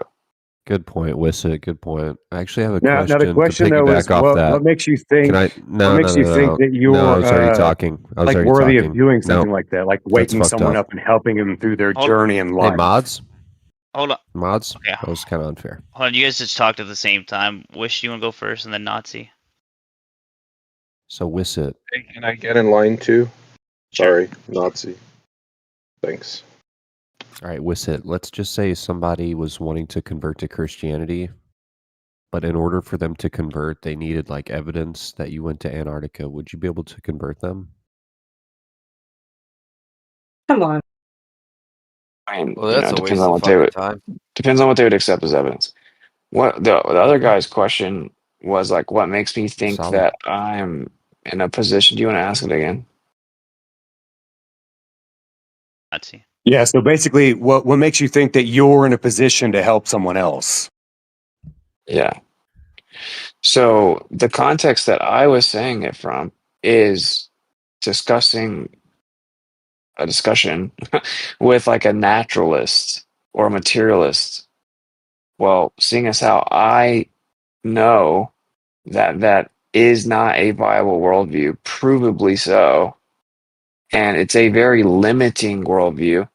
It takes the power away it takes power away from you, right? It basically stokes the flames of nihilism. And when you realize that that isn't the case, that there actually is a special meaning to this existence, to your life, that you are actually placed here, when you realize that, it's empowering. Okay, so, and liberating. So if I'm able to show someone from within their own worldview of, say, naturalism, like all that exists is the natural world and everything comes from the natural world and nature and is governed by natural law, everything comes from matter, whatever. If I'm able to go step in that world with them and show, yo, look, if we actually just look at that stuff, what we end up finding out, if we actually are patient enough to get all the way to the bottom of the glass, is that there had to be something from outside of all of this that created it, that put it here, like just inevitably, right? I'm not even Yeah, taking sure, the but next step at that point. One of my favorite but the arguments thing is like, so how many people have you actually helped though? That was Doing this? definitional appeal to possibility. Like, Hundreds of how is this people, flying bro. by your going head? for like personal attacks. What's going on, dude? No, this Hundreds of isn't people. personal, right? So again, so Witsit is talking about helping other people, right, through their traumas in life or whatever, and trying to figure out where the fuck we are, right? Placation, Now, but the thing placation, is fake right, so empathy. I'm asking, what makes him think he is in a position to help other people? He just Okay, so admitted to saying that he's placating a person's worldview so that he can Of a disassemble red it from the herring, dude. This inside is all out to deflection. smuggle in the God and say, "Here is the baptization." You know, I tricked Dude, why you are you into guys believing it so exists. hateful? What is you going see, well, on? I gotta admit though, this is No as I moderator talk to everyone at about this. all either. What happens is I stay patient and let them do it, so that I can then address and defend myself, and then I'm never able to do it because the other people can't listen Victimhood and be patient manipulation. also, I have been and for then the let me last half do hour. it. Do you not see the Victimhood problem there? manipulation. Stop Victimhood manipulation. interrupting me, dude. Stop Here you go. interrupting me, Leo, are dude. you here? Why are you Is doing any that? Can I go moderator Now, next? here? now, Taylor, if anyone has some wisdom here and some patience, which is again a fruit of the spirits, then you would realize that both of them just got super triggered. So why would that be? Right? Wait, who got Because triggered? something I Are you said, saying that I got triggered? both of you got triggered because, for one, you weren't even able to actually properly recall what I said. You then devolved all the way to reiterating what you originally said that I just addressed with specificity. And then you went to the, Well, oh, you well, yeah, actually well, you how didn't many tell me times have you been why. able to do it? You What? actually didn't tell me what makes you think you're in a position to help people. You said some I stuff, did and then someone actually. else said something, which is what I responded to, and not you. No, that's not what happened. Can The I Xanax respond to guy, Wit's question, the Witsit please? Xanax, knocks him out cold every see, had this is time. what I'm next. saying. Like, and I These can't people keep moderate it, going so it's back and like, forth. this is a perfect Witsit, do example you where it's want me just to like moderate? unbearable. Yo, Yeah, Like, but mod, moderate dude, doesn't mean please. speak for me, though. Moderation isn't don't let me respond. Moderation right? is to say, hey, you can't keep interrupting and not letting the guy respond to you. Moderation isn't, okay, let me jump over Austin when he's not able to speak. That's incredibly frustrating, dude. That wasn't Yeah, right. moderation. No one here was helping moderate. They were getting triggered by the people that were attacking me. That's what happened. Okay, can you please stop interrupting? I'm not interrupting you guys. Okay. I did answer your question.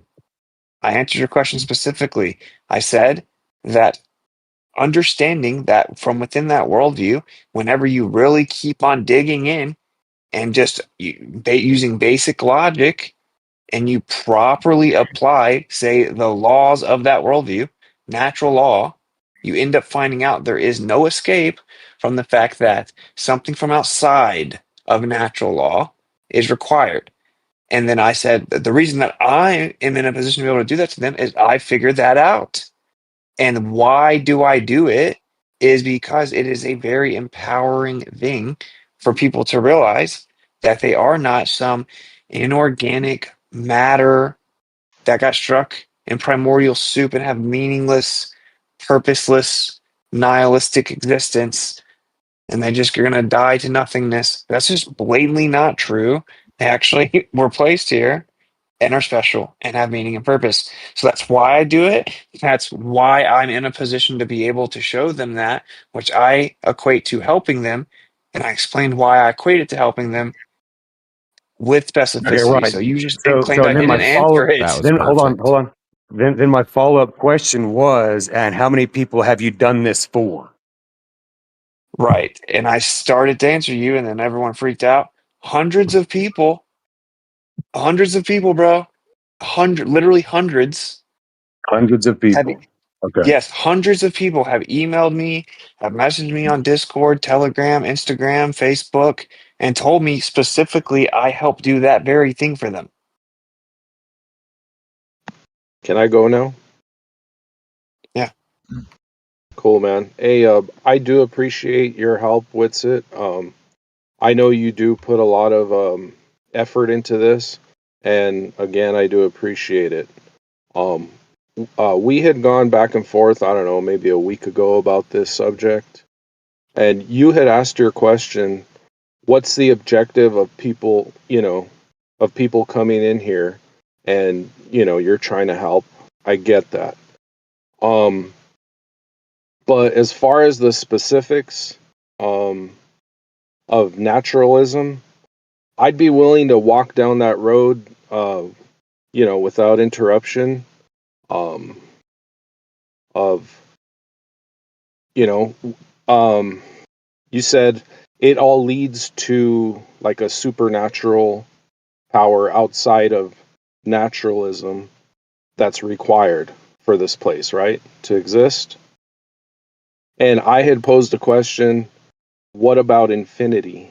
Would natural infinity suffice for not needing a supernatural power? And um, what your rebuttal to that was entropy, or the second law, right? I mean, you're butchering this, but it's good enough to let you keep going. Like, go Dude, ahead. I know you don't accept like anything I say, or is you're gonna be I combative. said I accept it. I said I conditionally accept it. I said for intents and purposes, I accept it. But how was I butchering it? Okay, yeah, okay. Because first of all, you didn't even originally say natural infinity. Secondly, within the context of how you're using natural, that's contradictory. Literally, that's an oxymoron. Thirdly, I didn't just reply entropy. Okay. The specific conversation was, well, why couldn't it have been here forever? And I explained because the second law dictates entropy will increase, the amount of usable energy will decrease, requiring a beginning point to decrease from. This is the specific thing. Thank you. Can we iron that out completely? It's a in-depth concept that isn't just, what you just said right there, right? If you could, go over that one more time, I'd be willing to do that. But if we Sure, want to just brush check. it over and, complain that we're interrupting, or, Right? debate Go get definitions, him, I don't want Witsit. to do that. I want to stick on this Okay. particular concept, if you don't Okay, mind. cool. Okay, so, yeah, so let's put a pause on it. We can do it in a second. Okay, you have a topic request. That's a whole conversation. But I do want to use this moment to point this out to the people I was talking to a second ago. Do you see how this guy can't help but try to figure it out? He wants to figure it out. Even though he wants to disagree with me desperately, he wants to be able to figure it out, how he can do that reasonably. This is kind of my point, right? Is about meeting people where they're at. This was my whole point. So I just want to make the point one more time because I'm not actually talking to you right now, bro. But I'm happy to, whatever. Or other people can. I'm going to take over the room. I haven't really talked all day. I've basically been on the clock moderating all day, very laboriously for the free, right? But just want to make this one point. Whenever someone is brought up in this world that we're brought up in, right? Because we're talking about, oh no, what they're left with these guys. What atheism, quote unquote, agnosticism is growing more than it ever has been. And if you talk to the average Zoomer, they're agnostic. There's like a resurgence of some like Orthodox Christianity relative to where it previously was. People are nihilistic, right? The younger generation is nihilistic and agnostic. That is the actual goal in front of us as believers if we truly want to help wake people up, especially the younger generation that's being told that they came from nothing. This universe is inconceivably big. They are inconceivably tiny, small, and insignificant, and that they're in a tucked away little corner of the universe that has no meaning. Lightning struck primordial soup, rocks turned into fish that got bored and grew some feet and jumped out, right? That they come from bananas. And they don't even understand this, but they believe it, right? That's the actual enemy there. Because what's going to happen, I'm just going to make this meta point, then I'll move from the meta to the believers or whatever, to the people that are passionate about this at all. The reason that they are, because I can think it's a spiritual war. So by they, I mean like spiritual entities. The reason they are emptying out the world is not because they want them to just stay agnostic. It's because they're going to swoop in at the end and they're going to fill them back up. Okay. They're going to fill their need for spirituality. And they have it all planned out. It's very important that we get to these people before that. We don't just let them stumble around in emptiness and nihilism, right? Waiting for the big finale of whatever it is, right? Like, oh, we made you, you're an experiment. We came from another realm, blah, blah, blah. Okay. I don't know if anyone else, someone else took another couple shots. I don't remember if they want me to still address hold it. on. Or if someone else wants to talk. Sorry. Someone came in and I wasn't able to actually continue. I just wanted to be clear though. You did say that when you do this, when you're quote unquote helping someone, it makes you feel empowered. So isn't that kind of like a selfish reason to do it?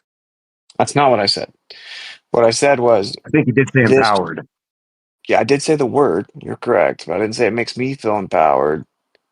I said that the truth itself is empowering to people to find out that they are not this meaningless, insignificant, tiny speck of dust, right? Where their life has no purpose.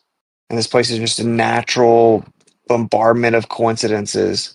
But actually, it's specifically designed and placed here and super special. They were created and intrinsically have meaning and purpose within that. Those are two very different worlds, bro. It And is if empowering it, though to you. it's Right. got Like to be, Now if I you help I people, understand that. I understand that, but what is even the point in even attempting to help people get out of their paradigm? because I think Because that that if makes you me know come out that of truth, it's selfish the to keep group. it for yourself. And I think as a believer, I'm called to try to do that, to try to help people out of the Yeah, but deception that I didn't once Jesus' fell. The same reason story you want Hey, to take people out of General believing South Africa, how's that militia building up? for the same reason that y'all want people to stop that believing in the globe is the same reason Witsit does what he does. Why, or else why would we even debate? Why not just let them keep living on a globe, thinking they're living on a globe? the thing I is, it think he might is that's the hold the thing. position that they do. He should. So the story of Jesus was he attempted to come and help these people, but they ended up killing him because they didn't want to hear the truth. Now we Hmm. see this today because if you attempt to tell someone that they are wrong and where they think they live or what they're doing, they will end up fighting you. Yeah. That was Yeah, but don't okay. you So, like, agree? don't you agree that not see that we should try to if people think they live on a globe, we should try to wake them up that they don't? Would you agree with that? No. No, he's basically saying So no. you're But this okay with like, people on a globe? Because I've seen you debate people that Listen. believes they live on a globe. Oh no, you don't listen to me very well. So I've been here not very often, and I don't speak very much, but I guarantee you will never find me debating anyone about anything. yeah, he doesn't. He doesn't. Like he just states the Because matter of fact and says maybe it's not for you type of approach. right, because yep. there is nothing to debate. There's nothing to debate. Right. Can I address you real fast? Okay, I agree with you that you're largely attacked. There's plenty to And debate. bro, What are if you talking about? you should know, if you know anything about kind of my story, like I know that. Like, bro, I was arrested for it. All right, like I'm well aware I've been kicked out of banks. And I'm not gonna sit here and like act like a victim. I'm fine, I'm super blessed. Okay. But the point is like, yes, I know that. I mean, normally I'll come in here and then like 20 of them will line up to take their shots at me, right? But that is unfortunately an inevitability of what comes with being able to reach the smaller group of people that you can help, right?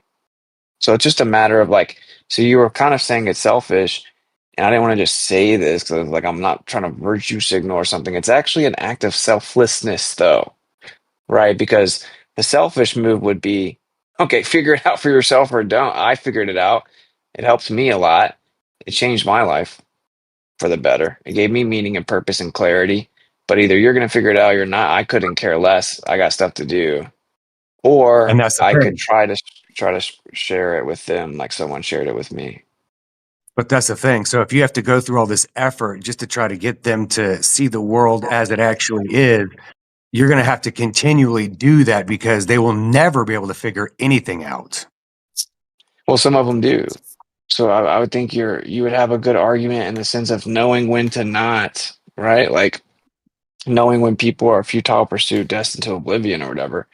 And then that's when I get into, well, yeah, like most of the people I debate, particularly on MDD, but I don't debate them to wake them up. I debate them for the, again, hundreds of emails I end up getting subsequently that say, yo, I watched this, and this debate, and you woke me up. And bro, I get emails like, dude, you helped completely change my life. And I was an atheist my whole life, thought there was no meaning. And then I watched a couple of your debates. They'll usually name them. They'll usually remember specific moments in the debate that was like an aha moment for them. And they'll say, now I've turned my life around. I'm a believer. And now I have 2 kids and another on the way. And I've been married for 3 years. And I've been watching your streams for a long time, but I never say anything in the chat. You wouldn't know I was there, blah, blah. I just wanted to let you know. I wanted to Sounds a let you lot know, like my story. don't think it goes unnoticed, don't give up, whatever. And then those messages that I get periodically give me the confirmation that I'm supposed to keep doing it. That's the actual answer. This is incredibly like it hurts me in terms of like everything materialistically that you could imagine. It's not beneficial to me financially at all. It's the exact opposite. It's not beneficial to me in terms of reputation. It's not beneficial to me, blah, blah, blah. You get it. So, I mean, people can call BS on that, I guess, or whatever. People can think that that makes me naive and, to each their own. But that is the actual truth. That is why I do it. And I would do it again. Okay, someone else can take the floor. Yeah. Tanasi, I was going to ask you just one more question. You are a flat earther, right? Or whatever. You don't believe in the globe? Are you talking to me? Yeah. Yeah, I don't think we live on a globe.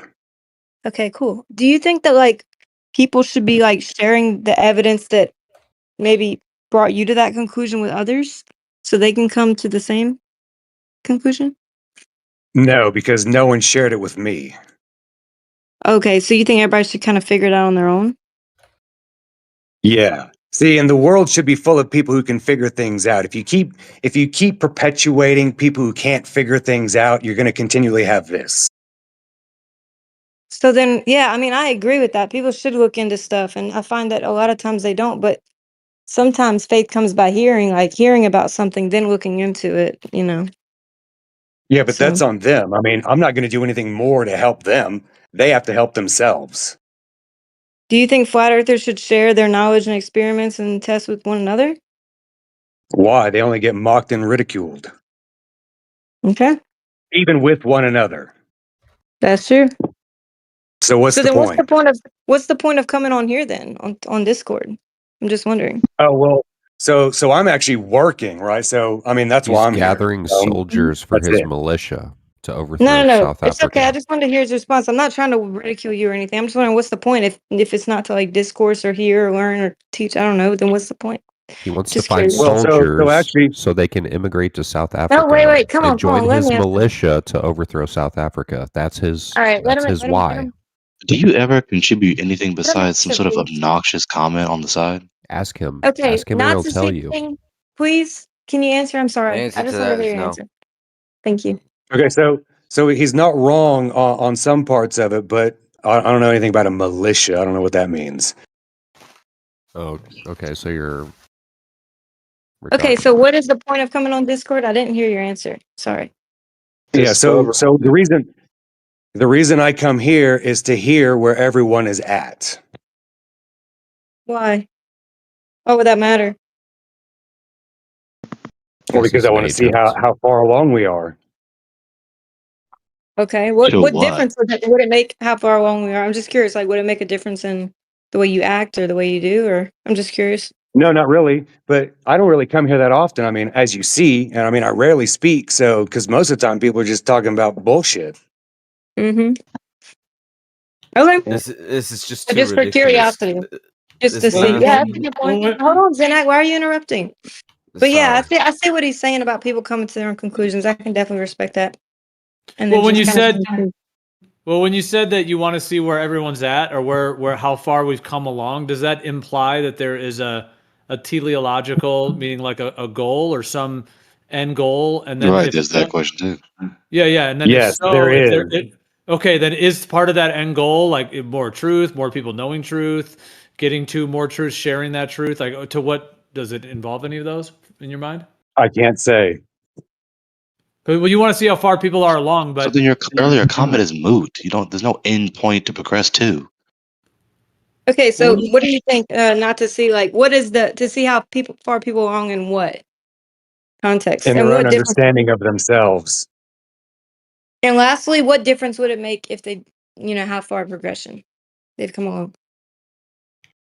Well, to you, it wouldn't matter. But to me, it does. Why? I don't have to tell you why.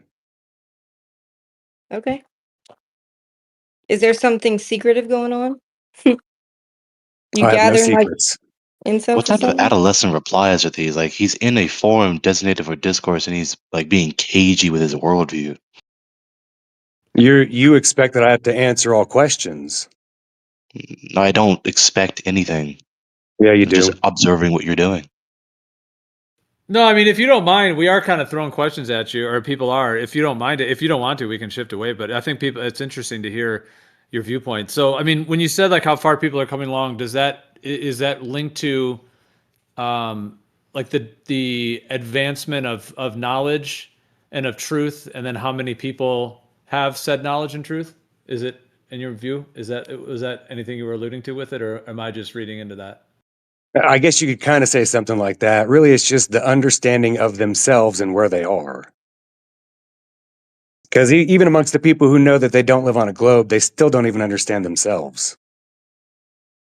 Okay, and then is there then a goal of getting to something then? Like, is there some Well, like for are me, you there is. are you just observing it like an observer, like and just watching, or is there some part of you that wants to see it go towards some goal or some kind of advancement? Not necessarily. So more of just observational, or another option, a third option?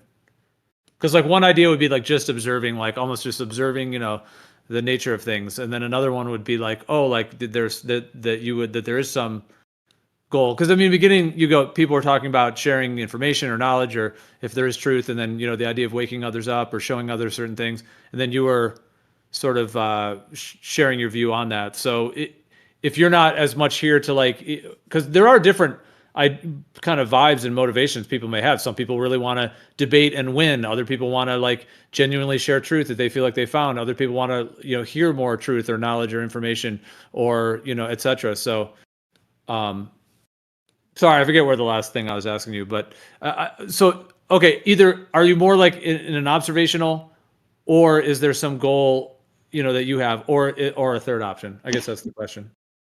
Well, yeah, we'll just call it option 3. Okay. Would you care to share anything alluding to what that is, or anything like any components of what that is? Yeah, I mean, so the base component is, again, people's understanding of themselves and where they are. That's the base of it. Okay, so that implies that more understanding would be, I was saying the word truth, but I mean knowledge. I mean, do you think truth is objective, and so more understanding of themselves would be them having more knowledge of themselves, or more truth?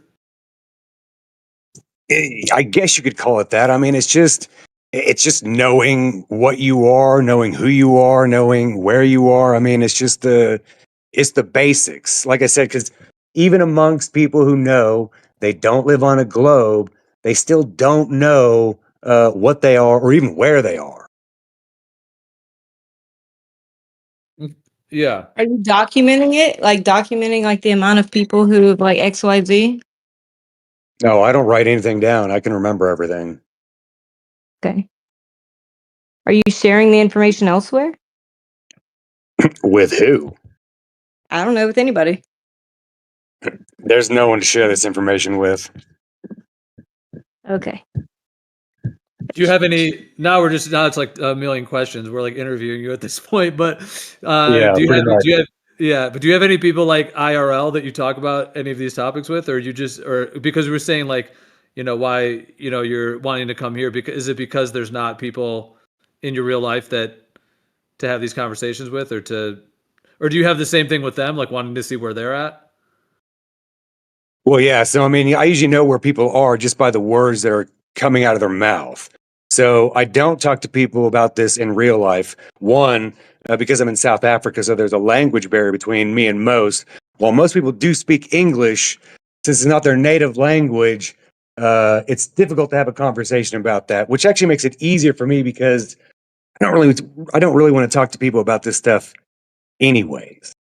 So, and coming on here, I really don't talk a lot at all. So I'm definitely not looking for people to like, quote unquote, hang out with, I guess.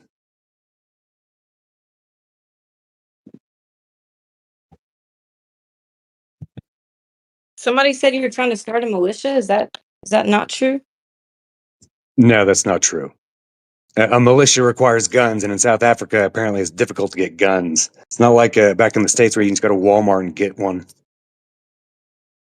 I'm trying to think back in the day, like on 24/7, like, because you were on 24/7, right? Back in like 2019, 2020, you were on Yeah. there. I think I remember you used to pop in because, yeah, we were always like debating and it was always wild in there. But I'm trying to think of, the times that we interacted on that server. Or were you like not super active on there? Or was it kind of similar that you were kind of It's the observing? same. Yeah, I haven't changed at all since I've come into these servers. I don't debate. I don't argue with people. There's no point. I mean, I'll ask people questions when they say silly shit. That's about it. But I've heard you like contest ideas, though. Maybe that's not the same as debating, but I've heard you. That's what I'm saying. They say silly ideas, right? Like they say, "Oh yeah, we live on a ball," and then I just ask them like, "What makes you think that?" And then of course they devolve. So that's all I do. And then you never prove you actually know anything. What's to know, Gregory? Just expose your ignorance. Tell me, Gregory, where did you get your information from? I don't have to tell you anything. There you go. So good, amazing faith, good faith. That's what he said. He's saying the same thing Nazi said. It's funny. He says, See, your problem is that you expect me to answer your questions. No, Determining you see your how though I didn't expectations. press you? I didn't press you. You see that? Yeah, I didn't press you either. You see that? You're kind of pressing him right now, dude. That was me.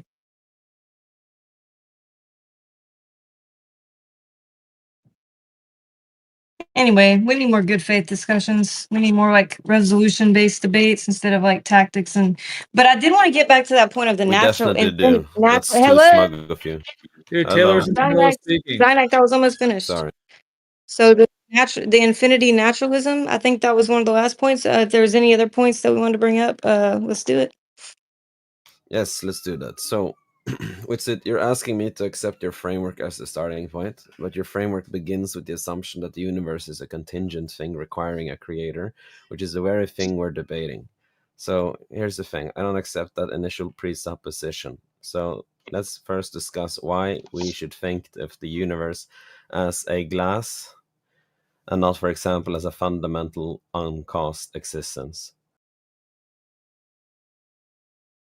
I didn't ask you to do anything, actually. And the last time that we discussed this topic, you conceded that there was a creator and expressed that it's recorded, and expressed that your contention was with the precept argument, the Christian God of the Bible, and the claim that logic is basically immutable. I played you to study you. So your argument is that you were intentionally bad faith and dishonest, pretending to hold a position that you didn't. Side note for the room, that only happened when you got cornered and had no choice but to concede. So that was Calm convenient that down. you were Not at all. And actually you playing. conceded and trembled to me, actually. Bro, I'm like, when you say immensely that calm. when you say that you go into or you go to self-critique or internal critique another. Just to be clear, he's striving to keep going back to that. Yeah, I wasn't trying to go to interrogate. I was trying to bring up Why the are we infinity getting this argument with the other commentary? That's misrepresentation. It's funny. Like you Can I interrupted allow me, to all of a address him? sudden, all of a sudden, you understand the concept of not doing that. So when you say that you go into, let me finish, bro. Was I not allowed to finish my response? You interrupted me. Finish? No, I was interrupted, No, and then you started interrupt, speaking again. Interrupt. That's not what happened. You interrupted me. I just yielded. So, Nope. like, this is the thing, bro. Okay, I didn't ask you to do anything. All right, like even the initial debate, I didn't do that. But the actual argument is not asking someone to just assume the universe is created. It's that within the framework of naturalism, applying the first and second laws of thermodynamics, which is that matter cannot be created nor destroyed. The second one is that entropy will increase, the amount of usable energy will decrease. If we say, well, the matter and energy could have always been here, so then that means we didn't need to be created. But then we go to the second law and see that the amount of usable energy is decreasing, has to decrease from a starting point, which means there had to be a beginning, a starting point to decrease from. So when we go back to the other law and we ask the question, how did all the matter and energy get here, i.e., how did the universe get here? The only option is that it was, in fact, placed here, created, right? So if that's the case, then the final question is, what's the antecedent to creation? Oh, you think you're so smug by being Just so can calm. you answer that question? No, you're not allowed to hold me hostage to your question. And I'm So you allowed can't to even address answer the a basic situation. question, then I'm disengaging. I can and address a basic question, but you are misrepresenting me, so I should be allowed to defend myself. So Yeah, when answer the we question and then defend away, bro. Bro, stop attempting to be the judge and jury of the conversation and have a conversation. You're If you're trying to so calm conversation and rape collected, me, dude. I don't if you're want to so talk to calm you. and collected, then just let me actually talk. What the precept guys are talking about when it comes to their argument and that logic is immutable, right? So you literally jumped in to say, oh, well, no, I don't dispute that there is a creator. I dispute the precept argument and that logic is immutable and that they're trying to smuggle in the Christian God. That's what you said. Maybe, no, I didn't say that. Maybe it was not too clear, and that could be my fault. When I say, when you attempted to talk about how you disassemble a framework and then it necessitates your presumptuous God claim, I'm saying, when I said I don't dispute that, on the different occasions you attempted to make that, like, let's say, argument, what I'm really saying is that I am not holding to the framework, so it does not apply to me. So it's Explain not. what you meant whenever you said that you were just saying that to figure me out.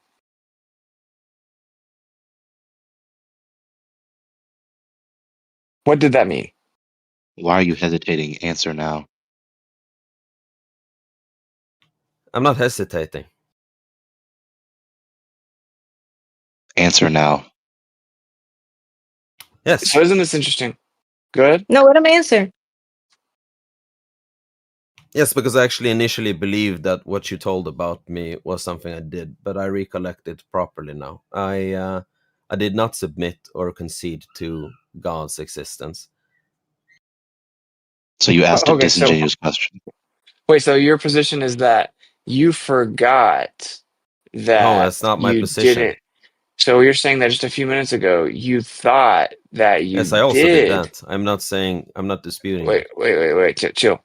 You're saying that just a few minutes ago you thought you did concede to the existence of God in our conversation, but No, false. now you've Okay, let remembered me that make you it didn't.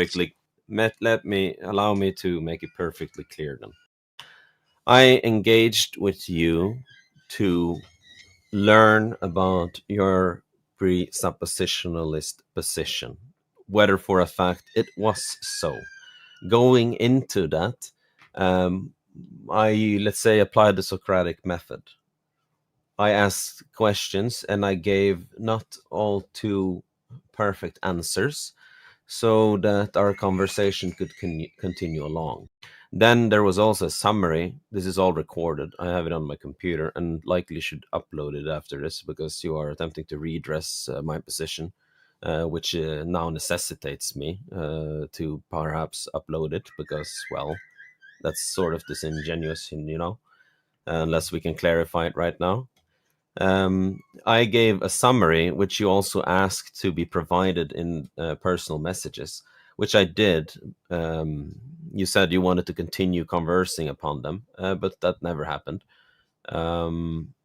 So, well, whatever with that. When I gave the summary to your position, and I also commented on it, you actually ended up changing your position on the second point, I remember. And then afterwards... Oh, bro. What happened again? What was the second I point? left the conversation and you continued on with the conversation with NBA Truth Seeker or someone. Okay, man. So here's the deal. I can leave it up to the room. I just want to make it very clear, right? I did not want to talk to you. That is not because even the fact that I do find your approach exhausting. It wasn't even about that. It's that I'm doing something else. If the room actually wants to hear the conversation, that's okay if they want to. But I will only agree to engage with you right now with very specific parameters. One of which is it's good faith. Okay. The second of which is that interjections are permissible, but only in good faith. Meaning is, oh, I think you misunderstood me there. And then they yield to the other person for a quick clarification and then give the mic back. None of this trying to bully the other person around and not let them speak or monopolize the mic or lecture and try to string together all kinds of different misrepresentations. Okay. The other one is that we're going to not be in this world where you keep on trying to pigeonhole my argument based on your beef with the presup argument that's brought up in here all the time. My argument that I brought up with you, the argument that I bring up, the argument that you're entering this engagement under the auspice of is my argument about the first and second law of thermodynamics. So if you want to apply the Socratic method, make sure that we actually understand each other's position and that you are going to properly define your position, right? So that you can't squirm out of it at the end once I show there's no way you can avoid God and then try and claim that's not your position. If you're willing to do that, if you're willing to have the preface of you properly denoting your position. Now, I'm not talking about like monologuing about your philosophical opinions about the whole world. I mean, me being able to go back and forth with you and ask you clarifying questions so we can be on the same page. If you want to actually discuss it as you think that my argument's wrong, then I don't care if the room is cool with it. So there's a bunch of stuff I just said We need a there. moderator to do time. It's a timestamp thing, so it can like not last forever. Is Gio here? I am here. It does come down to like the combination of good faith and even like that term intellectual sparring, like intellectually sparring with good faith, because that's a whole different story. Because when there's like character assassinations and all kinds of underhanded remarks, it just goes. It's a totally different energy because now you have people feel like they have to actually set the record straight on their character, and then going into like even some of the stuff too of like oh, you said this, you said that. Sometimes that can get complicated too, but just like really like incredibly solid like good faith intellectually sparring, because then everyone, and it's really good when there's no interruptions. We've had some of these moments like in these last several hours where it has been like on fire, and it's like it's just like food for the mind. It's awesome when you can hear the perspective. Now, And resolution based, where we're not just like never getting to a conclusion because we can never agree on a definition or something. Like let's actually have a resolution based discussion. Can you hold it to that, Gia, please? Thank you. Yeah, that's what's really key. Yeah, exactly. And that's what good faith is, because good faith gets to a certain type of a resolution conclusion. It doesn't mean that you're completely agree. It's not like you end it like high-fiving, like we agree on everything. That's likely not to be the case. And it's like sharpening iron with iron, or sharpening your swords kind of thing. Like, so it can have that potential. It's not that you're necessarily going to agree on everything, but there could be more knowledge and information for others to consider as well that are listening. So CACT, I don't know if you guys are going to go back and forth. I could moderate it if that was the plan or whatever is going to happen. But can I just ask Witsit though? I wanted to say this from before. It's just a quick question. I'm not even trying to debate it, but it is a question about, like, for example, the usable energy increasing and then there needing to be a beginning because it increased from something. Can I just ask you, like, what about the idea that, like, I'm not saying this is the case. I'm not even asserting this. I'm just asking you what you think of this. Is that the usable energy could increase, and okay, first of all, could it increase forever? And I know you might say, well, then I had to start from somewhere though, if it's increasing from something. But maybe here's another thing. Could it increase and then get to a point where it then starts decreasing and then back to increasing and then back to decreasing in some kind of time cyclical fashion? I guess that's my question. This is a 2v2 now, so we should let Gregory have in too as well. If it's gonna be a 2v2. No, it's not a 2v2. Like, no, like this is the idea that Fundy always brings up as well, right? For to clarify, it's that the usable energy decreases. So, like, eventually you're going to run out of usable energy. And so this idea that it could be perpetual is going to have to reverse the clock, right? You're going to have to run out of usable energy and then all of a sudden have usable energy again. And, a lot of it, ostensibly the same amount you started with. And so this is going to require an external source to introduce that usable energy. You're still having to step outside the universe and introduce the energy into this universe, which is the whole conundrum. And I will say, mainstream academia actually has tried to avoid this problem, or I will better said, escape it with ideas of like the crunch theory, right? Which just simply fails the test of standing up to the second law, right? And so that's my answer to that. I will say, as a initial act of good faith, though, like I shouldn't have called you a narcissist, so I'll apologize for that. And I'll just kind of clarify my frustration was more that you just kept taking everything to be a personal attack or about you or whatever, and it's very frustrating for me. So that's what I meant. Shouldn't have called you that. My bad. Okay. But again, I think I'm leaving up to the room if you guys actually want to hear this, right? It's like up to the room, because I will say I'm pretty familiar with this guy at this point, and like if it's gonna be like a whole bunch of like clipping and stuff, if say I show my if we say we both do this, okay, so vice versa, whatever, we're patient, we let the other person finish, get their point out, and then we go to respond, and then immediately it's hijacked, right, by other people rebutting it, responding, and then they take that bait, so then you don't get to respond. I can't deal with that, bro, because it's like drives me crazy. I think that we agree on that, right? It's like the worst thing ever, maybe. So yes, I gotta be able to actually defend myself or continue on conversing with you when you're directly addressing me. It's the worst thing ever when there's just so many people who want to come in who can't hold their patience, and just suddenly within a minute, actually, we completely lost it. Yeah, but that's where it's up to the room. There has to be you have to call for a one-on-one, and then if there's a specific moderator, and whether it's for 5 minutes, 10 minutes, or longer or shorter. I mean, if it was going to be more of like a longer, we could even set aside a whole half hour, 45 minutes, or an hour, or whatever. But I'm just saying that's the solution to that, in terms of the room, because there is a benefit in a lot of ways when the people can join in, and we've all experienced to where it's like even 4 or 5 people can be throwing it back and forth, and it can be awesome. So there's something good about that. But when there's people's like feet being held to the fire, essentially points being held to, and then if there is any character kind of stuff going on as well, character assassination, personal attacks, it's even more so.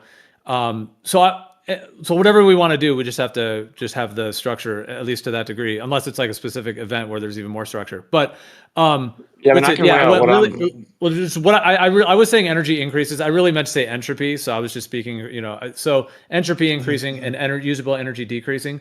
But I guess just like, and you did respond to that. And if you guys want to shift to something else, but I mean, could it even if the usable energy decreases, could it be on a cycle, like where it pings back and forth? Is this a 1v1 or not? We need to know. And what's the time frame for each people to respond? No, I'm not even trying to go back. No, I know that I am commenting on the topic, so it may seem like I'm like, but I mean, I don't know if, I mean, well, you're jumping to the best possible conclusion he can have, but it's fine. I don't care because there's no escaping it. So it's not a 1v1? To me, it's more of like an interview question for Witsit is what I'm doing. I'm not even trying to debate it. It's more of a question. I can pull back. It's just that he did respond, and then he mentioned some of those things to XYNACT. XYNACT jumped in. I'll pull back. I don't even have to go like heavy on this. I'm just asking him what he thought of that idea, basically. Is there a timer? Yeah, so like my answer is like the same, right? Which is entropy increases, the amount of usable energy decreases. And so the idea is that the universe could be perpetual to escape this issue, right? Which is like the first question, how did all the matter and energy in the universe get here? And if matter and energy cannot be created or destroyed, then the solution ostensibly is, oh, well, it's always here. And to escape the second law problem, to say, well, yeah, entropy increases, the amount of usable energy decreases, but then it basically reverses and it just keeps doing that on and on. Again, this is basically what the crunch theory is, right? And there's different variations of it. The crunch theory would fall under the umbrella of your question. But the issue with all of the variations is the same thing. It violates the second law. If you're asking me why, well, you're still invoking something supernatural, right? Like beyond the limits of the laws of nature, you know. And you could say as we know it, but yeah, I mean, based on all observable phenomena in nature and how all matter and energy in nature work, and that's what makes up the universe, right? But specifically, the usable energy is going to decrease. So to do this like flip around and be perpetual, now you're going to have an introduction of usable energy. So you're going to have to invoke some type of causal mechanism that's going to introduce more usable energy, right? Now that it's ran out. What if it just decreases infinitely? What if it's always just been decreasing? I hear you on all that, though. Yeah, as well. Well, it can't decrease infinitely, right? Because like either it's decreasing or it's not. So either there's a certain amount of usable energy and we're getting less and less and less and less of it. And so eventually it'll run out, right? Or it's not decreasing. So like it can't decrease infinitely. Yeah, because I'm not really making these arguments. I'm more just asking like what you think of that. Essentially, I'm not really asserting the argument. But because it can't decrease infinitely. Yeah. So because that can't happen, of course, that's why they try to come up with some way that it'll flip back around and just keep going forever. That's the only way they can get quote unquote infinite or perpetual, is to claim that somehow the second law reverses. But it just, of course, can't do that. So, and again, like you could say that there's something outside the universe that is sitting there on ready, waiting for the usable energy to run out, and now it's going to introduce a bunch of new usable energy. So now you have something supernatural creating energy, right? Yeah, that goes back to something outside of it to be able to do that. Yeah. Yeah. Or some intelligence that's beyond the capacity for it to do that on its own, essentially. Yeah, so something external to the physical universe and something beyond the laws of nature. So, supernatural. And then it's going to create the energy. So it's going to be a creator. So you're going to have an external supernatural creator. And this problem is inescapable. That's my position, right? I think right, like we could fast forward so much of this, because like what always happens is people start appealing to possibility. That they actually use an appeal to possibility fallacy, where if they can just articulate a possibility, even if it's not intelligible and not specific, if they can actually just say the words like, well, how do you know it's not possible?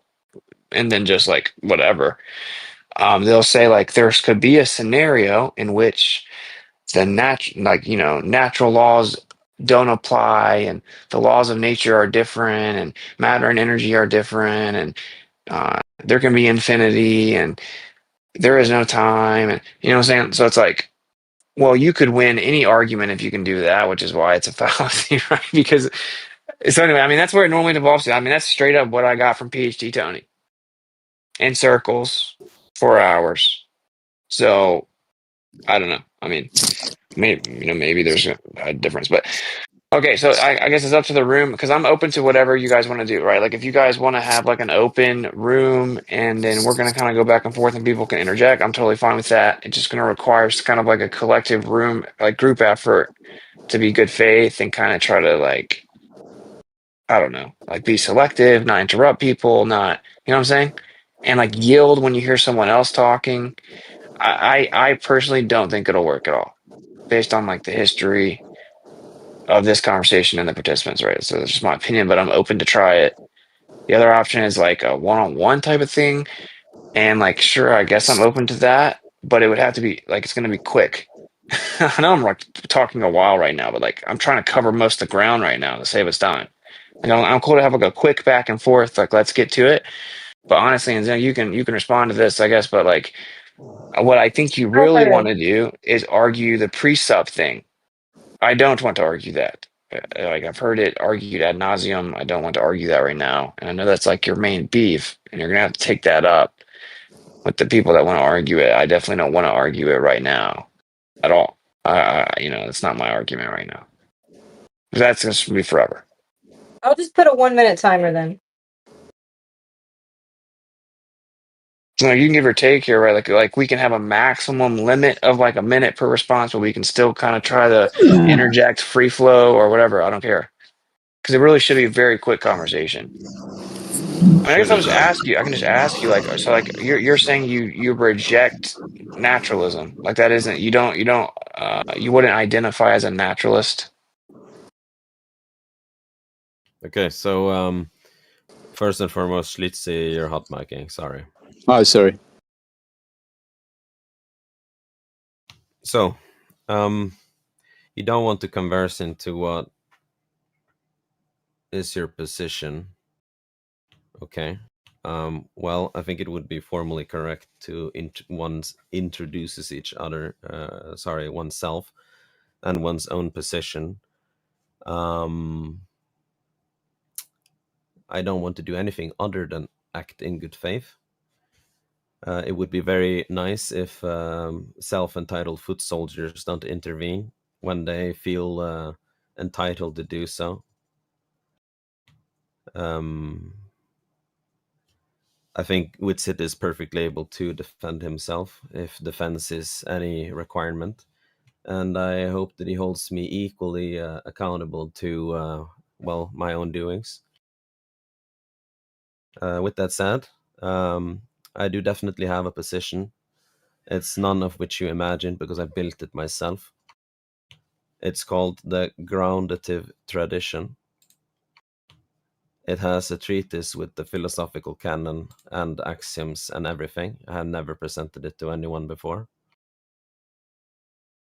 So that is the framework from which I use. I have an ethic, an ontology, an own syntax, and I also have applications and its own theater. Does it involve the supernatural? It definitely because does. Witsit asked about naturalism. So, does it involve? Is it only the natural laws, or is it supernatural? Does it have supernatural ones? Because that's what he asked about.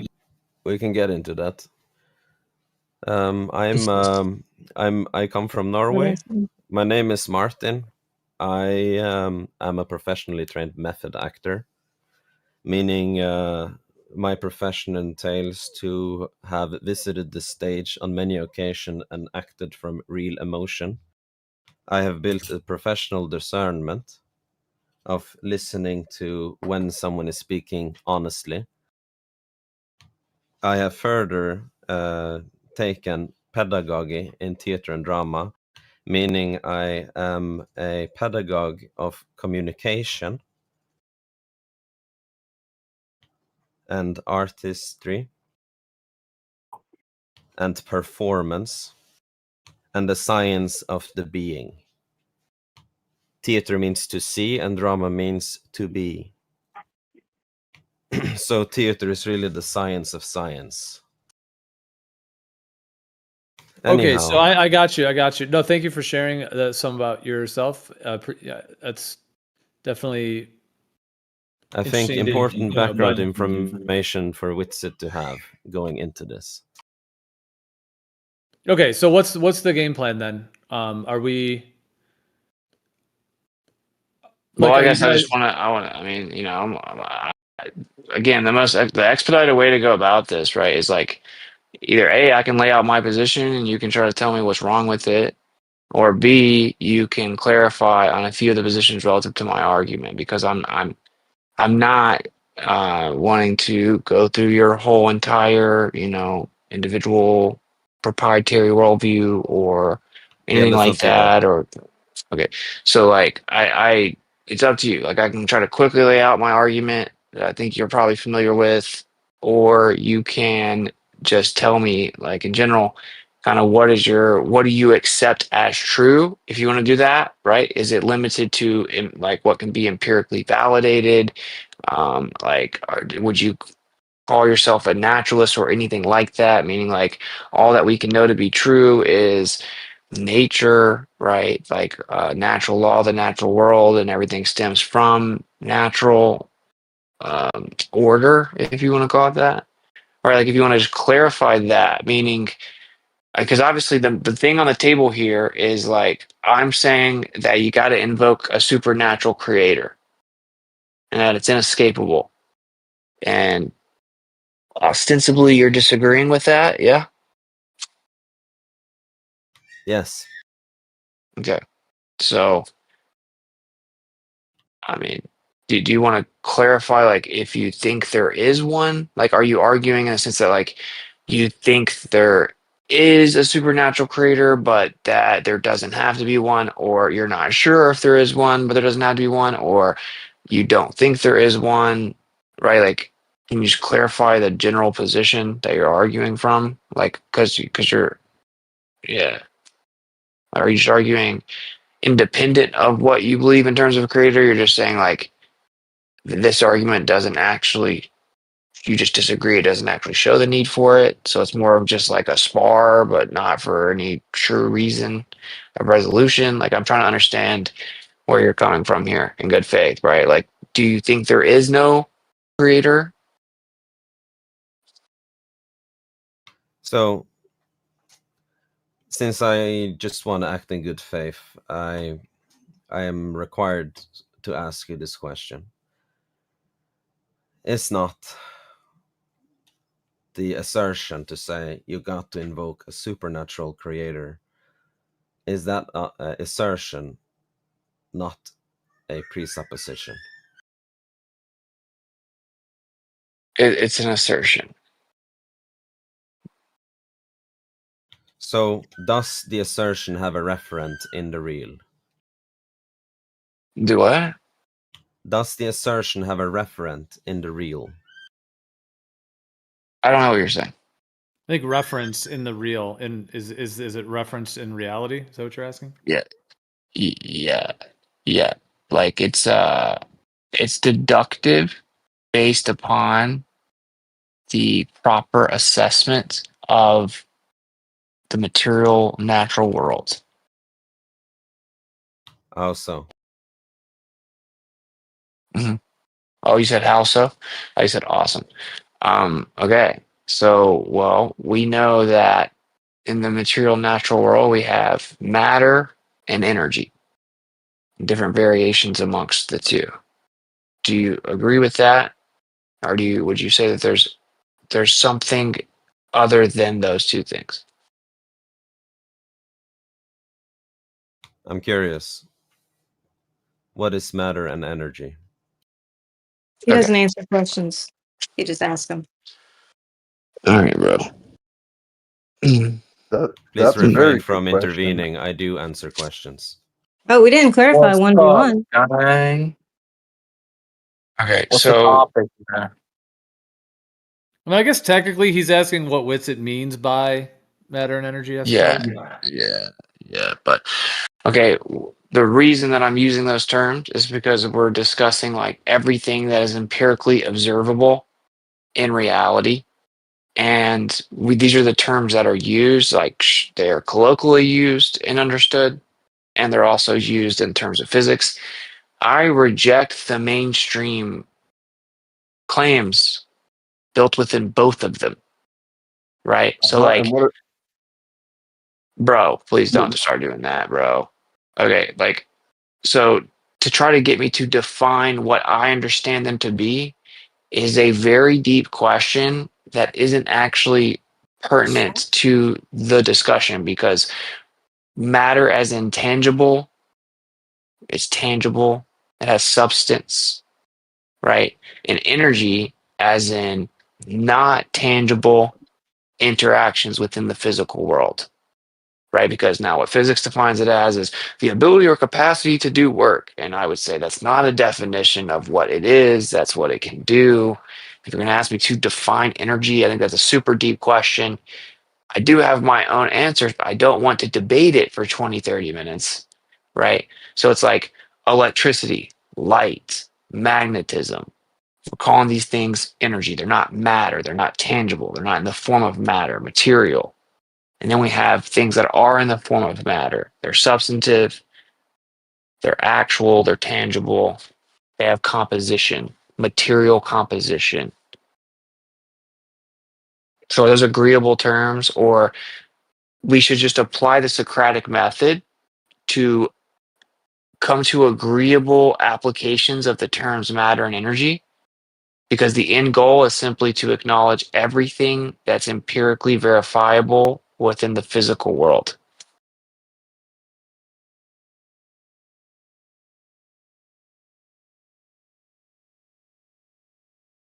What the hell is the topic?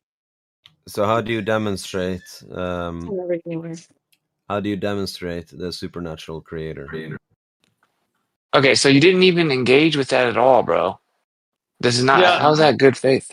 Yeah, I was going to say, I mean, he was basically asking about, do you agree there's matter and energy, basically? So, I mean, he explained then a pretty thorough breakdown of also the complexity, but also giving, I think, enough of a generalization of it. So, I mean, if you just said yes, XYNACT, then we could probably move forward. I mean, do you want to just do that? Because he said he didn't really want to debate what matter and energy is for 30 minutes, which makes sense to me not to perhaps go there, unless you guys wanted to. But I mean, so are you okay enough just to XYNACT, are you okay enough just to say yes, there's matter and energy, or do you want? Is that going to be a sticking point moving forward? When he said he didn't want to talk for it about 30 minutes, maybe I comprehended that wrong. Yeah, I mean, it's just like, bro, it's very complex, right? Like, it's very complex. Like, yes, again, I don't think that's also physics even has a. No, I'm not saying no. It's not a fallacy. I'm saying that physics, I don't think has a like the agreed upon consensus definition of energy. I don't think it's an actual definition, but there's real phenomena that we can empirically verify, and we can use the terms X and Y if we need to for the argument. It doesn't actually matter how we define those two words. That is a tactic, and it is not relevant or pertinent to the discussion. So you're going to have to also stake your position. What you're trying to do is completely, and I understand this, I'm not like blissfully unaware of this. You're trying to completely avoid staking any claim. Okay.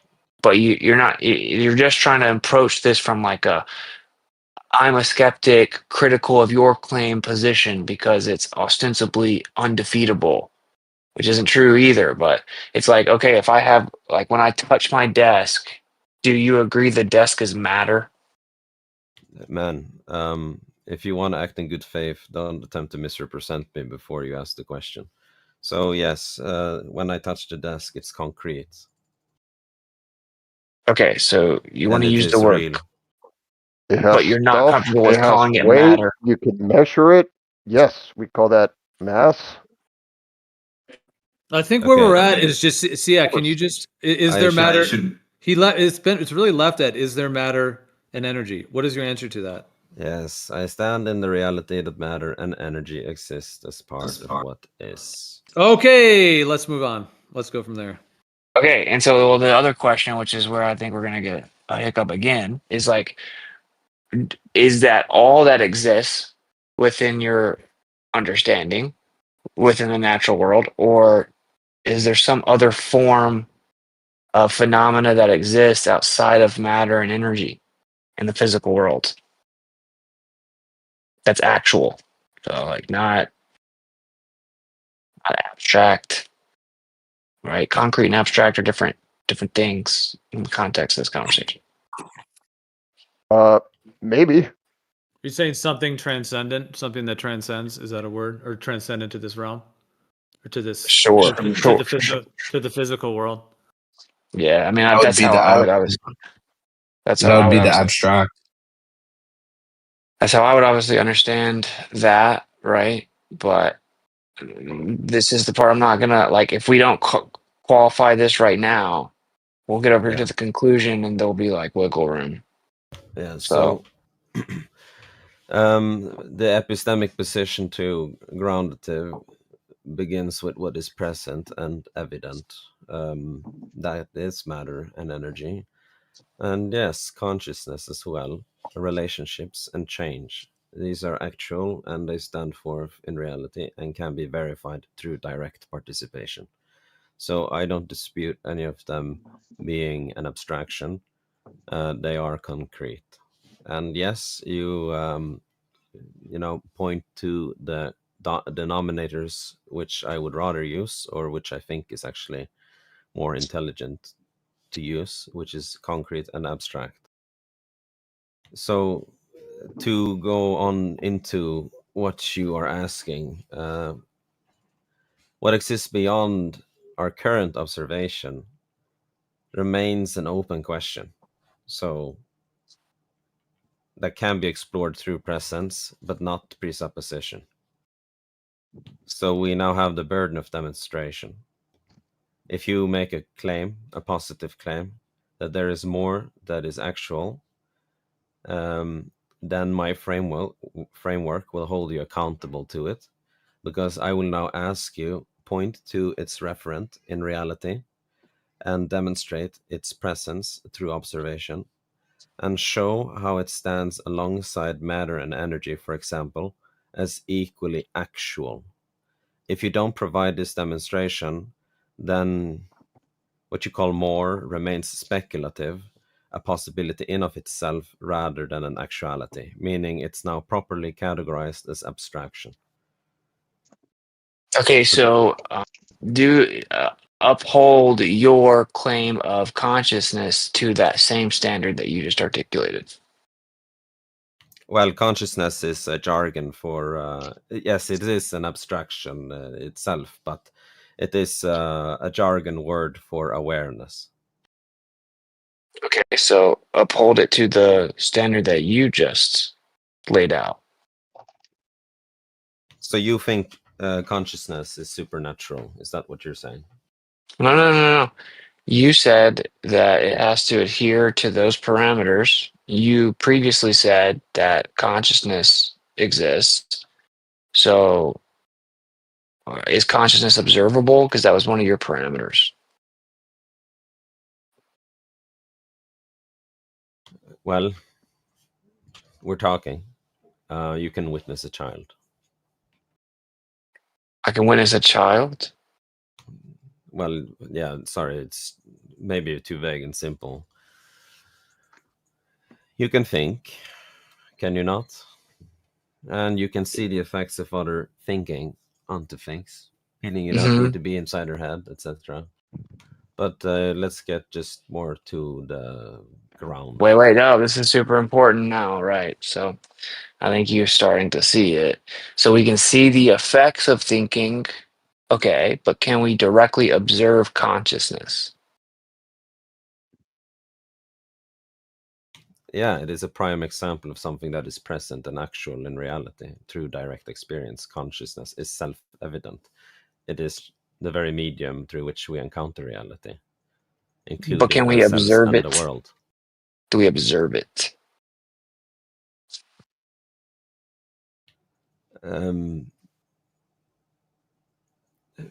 Well, perhaps not the thing itself, but you can observe its effects. Okay, so our standard but you can now introspect and observe the thing itself, can you not? Oh, okay, so our standard has now changed very quickly, right? If we can introspect and understand the thing and see effects of the thing, though we can't actually directly observe it, then that's valid. What about body language? I know you're not. What about? I was gonna say like the geometric horizon. You can see the No effects. foot soldiers. I'm joking. I'm not linking that to the geometric horizon, but I was trying to put a joke in there because we're talking That about is hilarious. I was talking about that earlier. Go the ahead. effects. Can't see the curve, but just the effects of curve. But no, that's not even fully related to what you guys are saying. Keep going. So Witsit, I just say that it's simply the act of being aware. So when we observe, think, or feel, we are participating in consciousness itself. Sure, I don't disagree, but like you agree that it's not like empirically observable.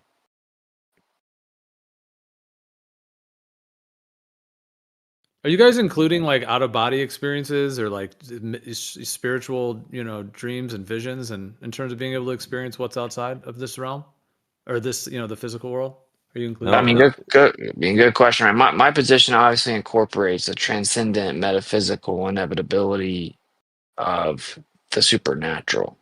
So it's like, we don't have the same position. So can that be directly? There's no need for it. But do you include that it could be directly experienced outside of?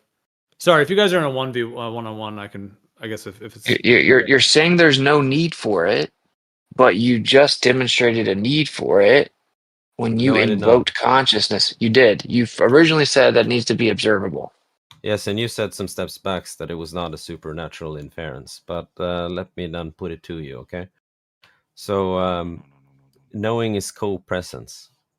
And to everyone who said that I am a solipsist or a sophist and all that and claim that knowing can't be, now I have made a positive claim, so have fun with that. Anyhow, I said knowing is co-presence, meaning that the knower and the known are one event in a seamless field of reality. So consciousness is not separate from reality. It is a mode of reality's self-disclosure. Okay.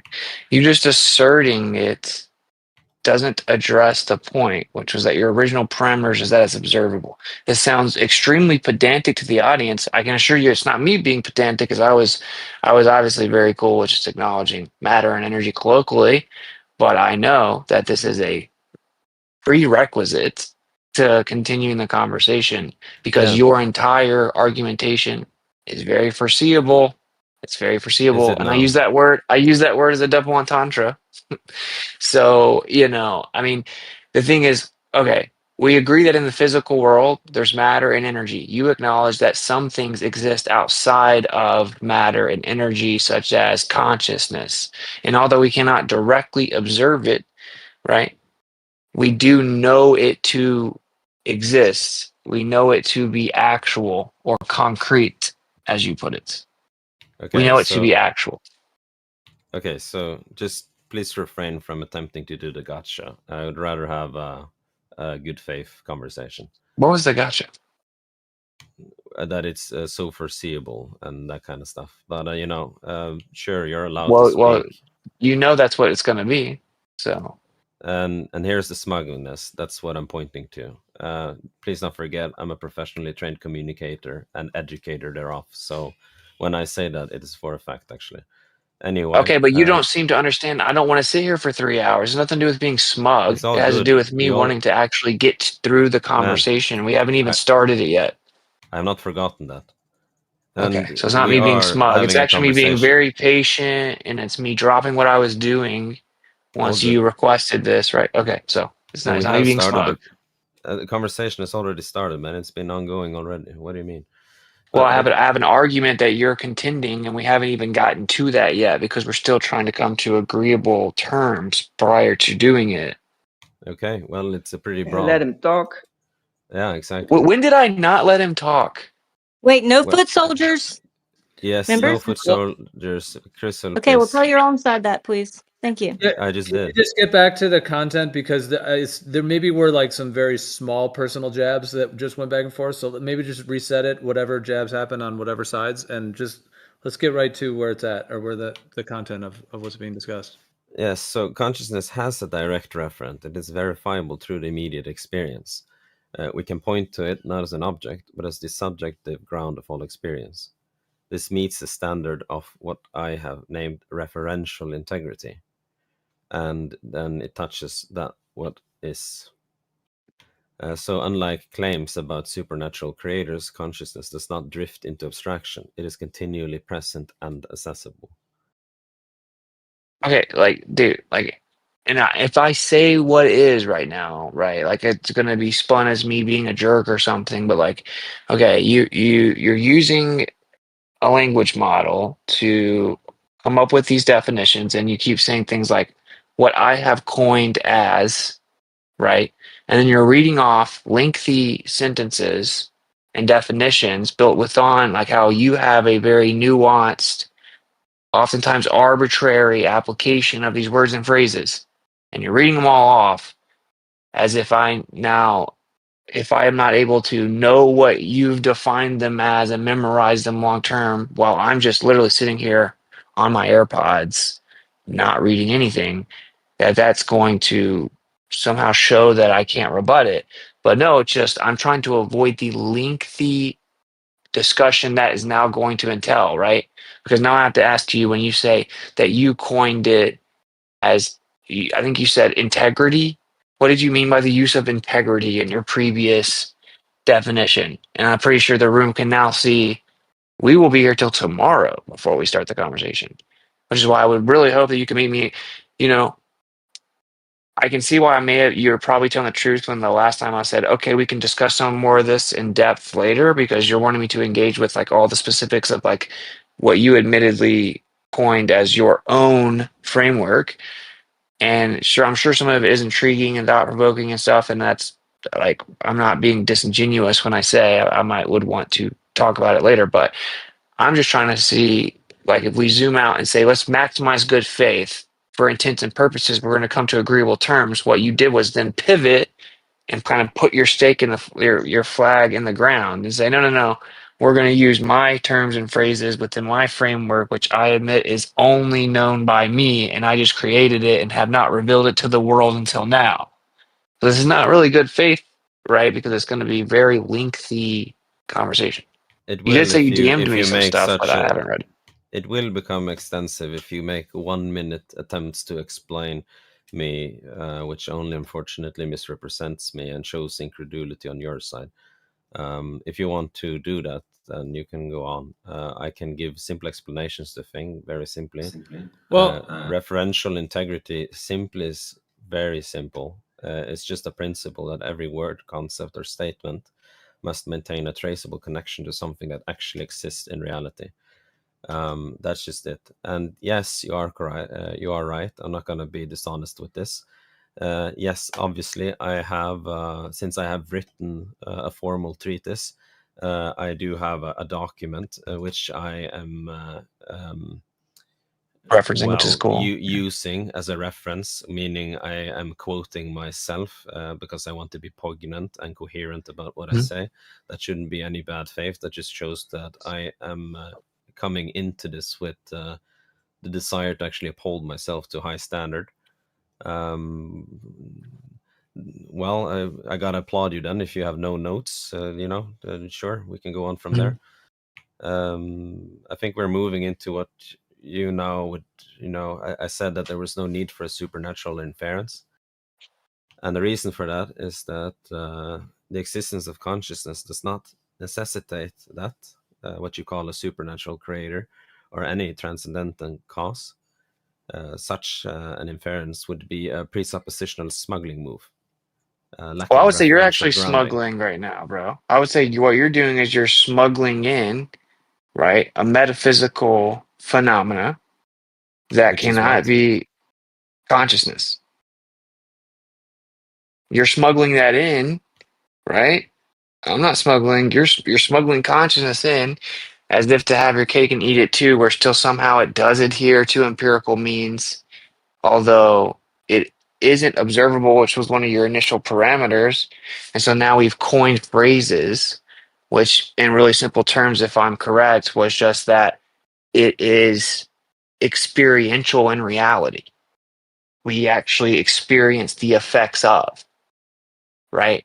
And you would say we don't experience the effects of God without you making the assumption or presupposition that's the cause of it. I could say the same exact critique for consciousness. Well, you're presupposing consciousness is actually the cause, right? And you're coining it as similar to awareness. You're saying it's self-evident. Well, okay. Now we're going to have to get the specific parameters of what you're determining as qualifies as self-evident, because I would say there are many metaphysical things that are self-evident.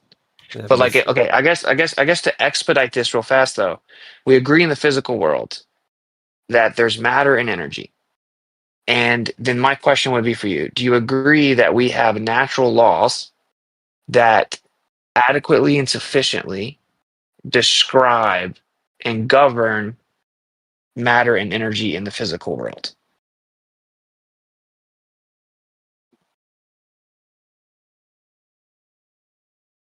And let me say this in good faith to you. I can tell you've put a lot of time into it. I think you probably have some very valid, even profound points within the redefining of the terms and phrases and your kind of fundamental understanding of reality.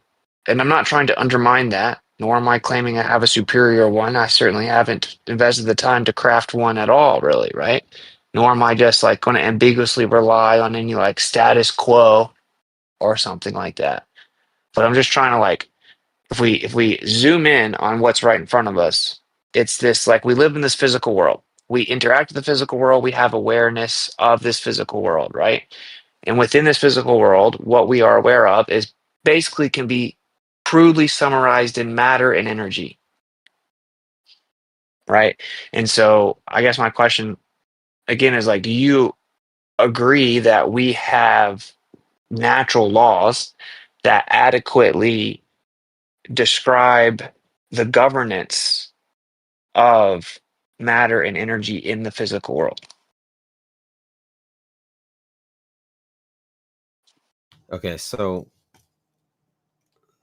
can I first address how consciousness is not smuggled and Sure. then address your question?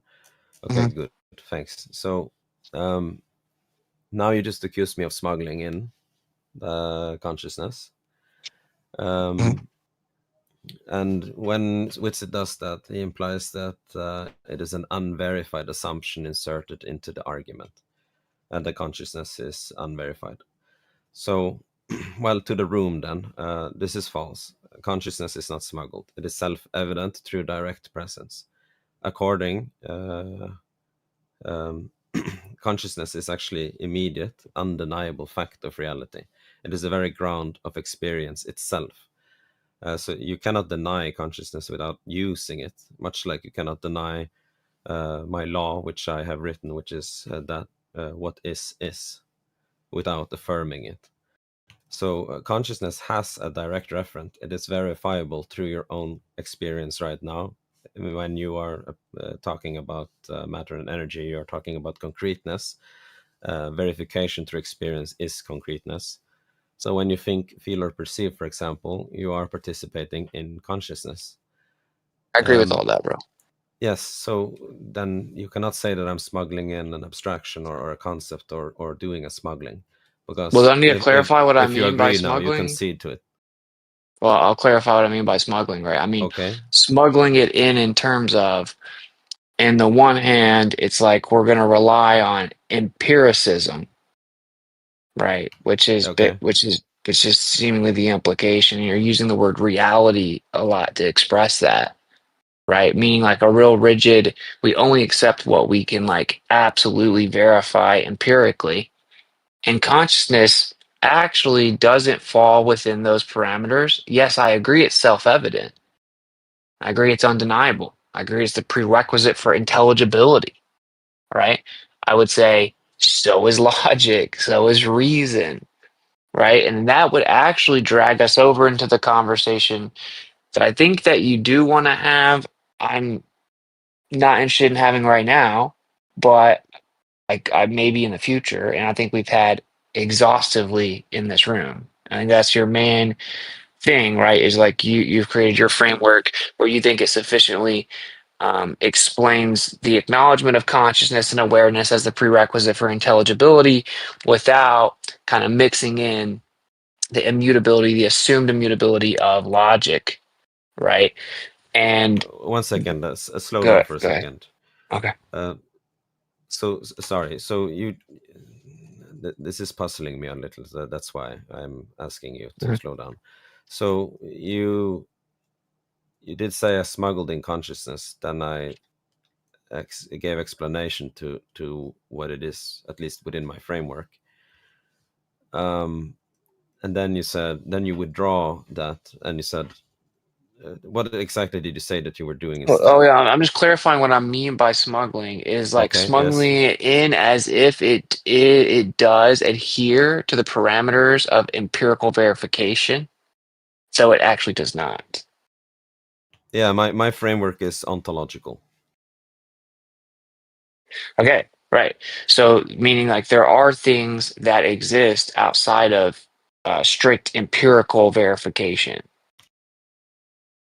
And so I think, and if I still man you here, it's just that doesn't mean that you can just presuppose anything, and you need to be able to verify it via presence and it being self-evident, which is obviously very, very boiled down. Awareness, direct presence, and interaction with reality, and self-evident. Yeah. Right, because you're obviously your main beef here is like God isn't those things, right? And you can't conflate those as if this like they're equal, right? Like as if God is as self-evident as consciousness is, because you would For say he's example, not. yes. Yeah, because like we interact directly with awareness and consciousness every day in reality, whereas God, this idea of this external entity or intelligent agent, does not do that. Yes. So we uphold consciousness to the very same standard of matter and energy. So it is actual, it is present, and it is part of the coherent whole of reality. The question of how consciousness arises, though, that is a legitimate inquiry. I do not claim to know how consciousness arises. I just know that it is. I do not need to provide the answer for its origin, call it myth or story or actuality, in order to know its existence. I think oftentimes that point needs to be made because for some reason I very often am held really hostage to this notion that supposedly I need to provide its creation in order for it to be an actuality, when for a fact I don't. Like, for example, a very easy example is I don't need to know which is the mother of a specific cat to know that a cat is at my doorstep, as a kind of anecdote. But yeah, we can But you speculate acknowledge. if it's we can speculate if it's a complex material or so, but that's speculation. I just uphold it to a good standard, which is speculation is speculation, and so on and so forth. And so yes, Gotcha. what did you ask of me now? I acknowledged what exactly? Well, you got me with the complex material part, but so you're acknowledging that you called it a good question, right? Meaning like what's the cause of it or what created it? Yes. Right. So acknowledging that there is something that did that, and that we just can't verify what it is, and so it's limited to speculation. Or are you saying there's a possibility that something didn't cause or create it? They're very different things, right? Yes, but I don't make a positive claim of that which I don't know. But I can appeal to possibility, but I recognize that as a fallacy. Gotcha. So I guess what I'm asking you more concisely is like, could consciousness be here without a cause? And this is where I just for formality, I would say anything can be by appealing to a possibility. So the answer is yes. Okay. Well, obviously, I'll reject that, right? But because it can't be true just because it is possible, and you're flirting with that. I mean, I'm trying to really lend you good faith here, but like it's all good. Okay, so we're gonna set that aside because I think I am going above and beyond to still man your side. Okay. So I think I've done a pretty good job of that so far, right? So like, okay, where you're gonna say, because obviously you know my worldview, where we split off here is, consciousness. It's self-evident. We interact with it directly. There's like a presence to it in terms of our interaction in reality. And there is a good question, right, that one would even like logically ask as to what's the cause of that, what created that, how that get here. And you even acknowledge that that is a fair question, but simply you don't know. And your contention is that people claim that they do know, and that you need to basically replace their claim, their knowledge claim. But you don't have to because it can't be verified, and it's intellectually fair to throw your hands up and say we don't know. Well, I recognize that they make a claim. I do not live inside their mind of what they know. It could be that they know, but that's then appealing to possibility again. I Well, cannot they place. claim to know. They claim to know. Exactly. They make a claim. The claim exists. I can recognize the claim for being what it is. That's it. But here's the thing too. I've also developed a discernment to differentiate between when someone is making a claim and actually speaking an actual fact, meaning the reality of their livedness, to put it very blunt. For example, if my mother speaks of something over the phone, I can easily discern between when she is not speaking the truth from when she actually is. Okay, so let me help the room out here. Okay, if I normally talk to, I would describe your position as like this middle ground between empiricism, or not really a middle ground, like a step beyond empiricism and naturalism, but like barely a step beyond it, right? With like a reluctant acknowledgement. I don't know if that's the best word, right? But um only, like you would say, only acknowledging what can be known for sure, right? And then who I maybe normally have the conversation with, like a naturalist, where they're going to say consciousness or just synapses in the brain. And you seem to be acknowledging like a transcendent component. But either way, if we put a pause there, because I think that the question still arises at the end of this, right? That gives us a creator. So if we know there's matter and energy, and so my question still is, do you agree with, or I could ask, do you contend the natural laws that we have, specifically the first and second law of thermodynamics, right? Do you contend with the notion that they accurately describe the governance of matter and energy in the physical world?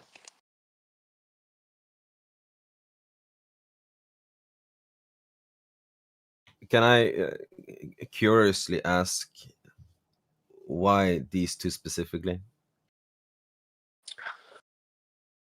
Because these two alone, when properly examined and both included, require a creator. So I mean, yeah, I like, that's my position. And I mean, by the way, let me say, like, I'm open to hearing an argument. I'll even go as far as to say, it occurs to my simple mind that those two natural laws cannot be properly applied and assessed and dealt with, if you will, without invoking a creator. So, like, I'm not claiming to be some like all-knowing supreme source or something. Yeah. But I'm just Well, My curiosity is, do you contend with them?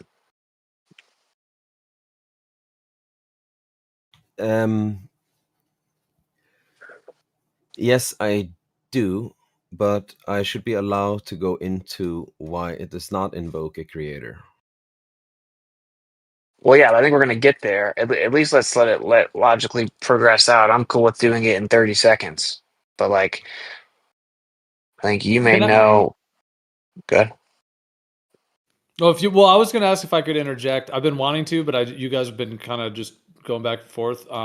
It's good. You can do it right I now. was somewhat moderating, but meaning that like there's a way of moderating where the moderator can come in and like there's I'm not saying moderating like you guys are over talking, but the type of moderation where, but you guys are.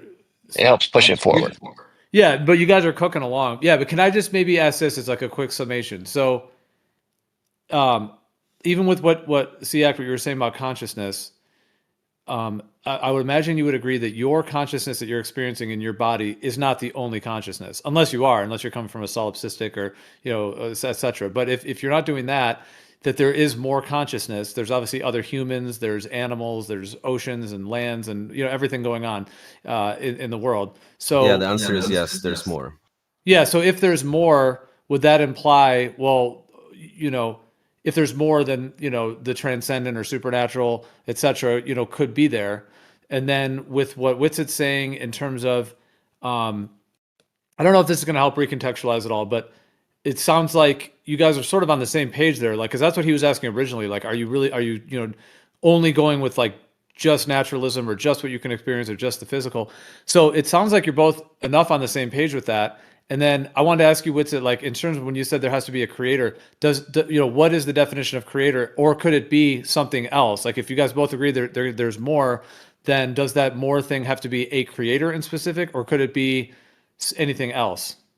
Oh, well, we gotta get there. We gotta get there because yeah. Because the word is like it's like specifically the word, right? Like this argument doesn't bring about any specific interpretation of a creator.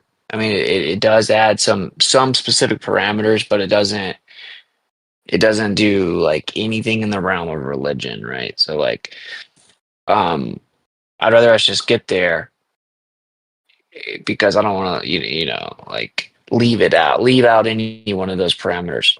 We may even like discover one.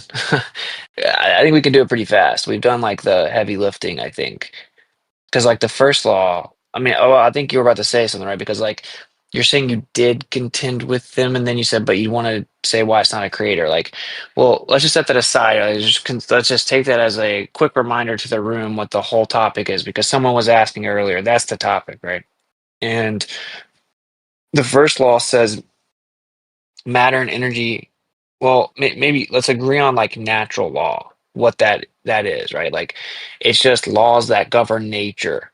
And by nature, we mean the natural world or the physical world, right? And the first law of thermodynamics is a natural law, and it says that matter and energy cannot be created nor destroyed. Right? Do you agree with that?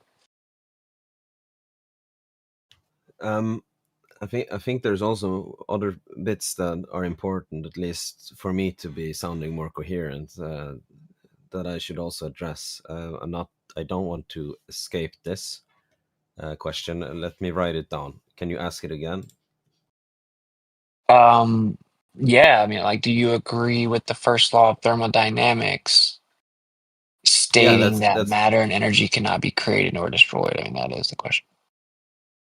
Well, if I concede to them, then yes. But that is exactly what I wanted to get into. So earlier you described my position as being a step beyond empiricism and naturalism, only acknowledging what we can know for sure. Well, while this, I will admit, while this captures part of my groundative stance, or the stance of, my framework, it misses the deeper ontological commitment of it, where it goes beyond, not just by a small step, but by a pretty big leap, actually. The groundative tradition is not merely a modified empiricism or naturalism, you see. It is a fundamental return to the primacy of reality itself. So what we do here is that we begin with what is self-evident. Presence is that which really is now prioritized. This is not about, in quotes, what we can know for sure in like a skeptical or minimal sense, but about participating directly in the real without the mediation of abstraction, belief, or presupposition. So you mentioning the transcendental argument is now misplaced. In my thought, groundative thought, you can call it, I will reject the transcendental deductions because they often just smuggle in unverified premises. For example, implying necessary conditions beyond what is present. So instead, what we do is we stand in what I call immanent presence, where this axiom I've created, the law of is, my first axiom is simply what is. That is the foundation, not a transcendental condition. So consciousness, for example, is not a transcendental component, but an actual present fact of reality that we can experience directly. So moving into the natural laws and their descriptive accuracy, you ask if I have contended them. So, specifically the first and second laws of thermodynamics to be rigorously and for, to me putting it on the record. And if they accurately describe reality. So, yes, this is my response. These laws accurately describe observed patterns in the behavior of matter and energy. The first law, which is called conservation of energy, which you now hinted at in the end here, and the second law, that of entropy, are robust models that capture consistent phenomena within the seamless field of reality. So they are excellent examples of human descriptions that actually do align with what is present. However, as per my ontology, these laws are descriptive, not prescriptive, meaning they do not, in quotient, govern reality. They actually just simply reflect its inherent coherence. So these laws are useful abstractions that help us to navigate and understand the world, but they are simply derivative from reality itself. So they are just maps and not the territory. I So agree. moving now into the claim of the creator. I think that's the place that got the scene at the back. Wait, we gotta pause. We gotta pause. Yeah, I agree they're descriptive. Right. Okay. They are limited to nature. And we mean specifically the natural world, the physical world. They are limited to that alone. And yes, they are, of course, descriptive. And man wrote that down within a materialistic, naturalistic confinement, right? So that's kind of the crux of the argument. I don't deny that. So, like, we have matter and energy, and matter and energy behave a certain way, right? And as you said, it's the law of conservation of energy. Matter and energy cannot be created nor destroyed. So, we're just going to ask the question, and I do acknowledge that you aren't limited strictly to materialism. Thank you.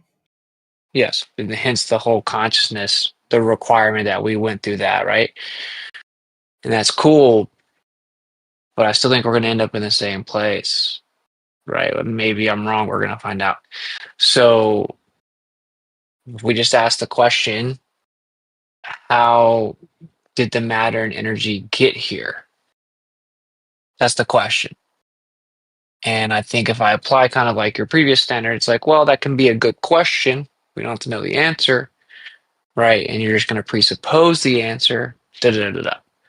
Well, it's like, I'm going to offer these options, and you can offer what you would consider an alternative viable option if that's the case, right? So, like, how did all the matter and energy get here if matter and energy cannot be created or destroyed? And the first option is well, that law is wrong and it was created. The second option is, well, it was always here. Right. So, Well, good. well, Like, do you think there's a third option? Sorry, I spoke in between. What was the very last question? Do I think that they are? Do you think there's a third option?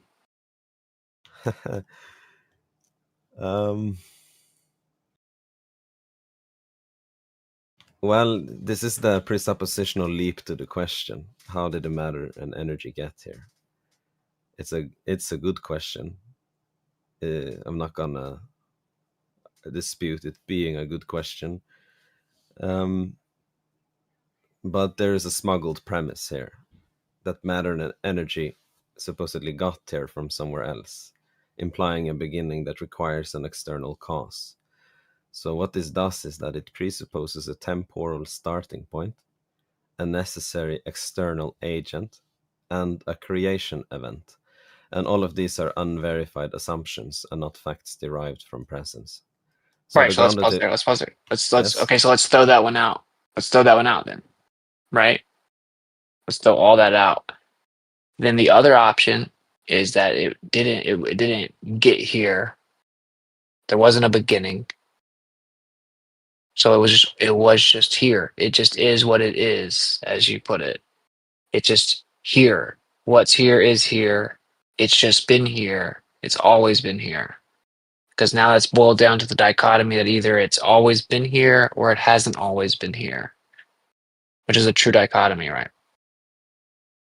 Well, this is where it gets very technical as well. So, yes, you are right and fair that we begin with what is, and that is correct. Just simply by the axiom I earlier stated, that is, what is.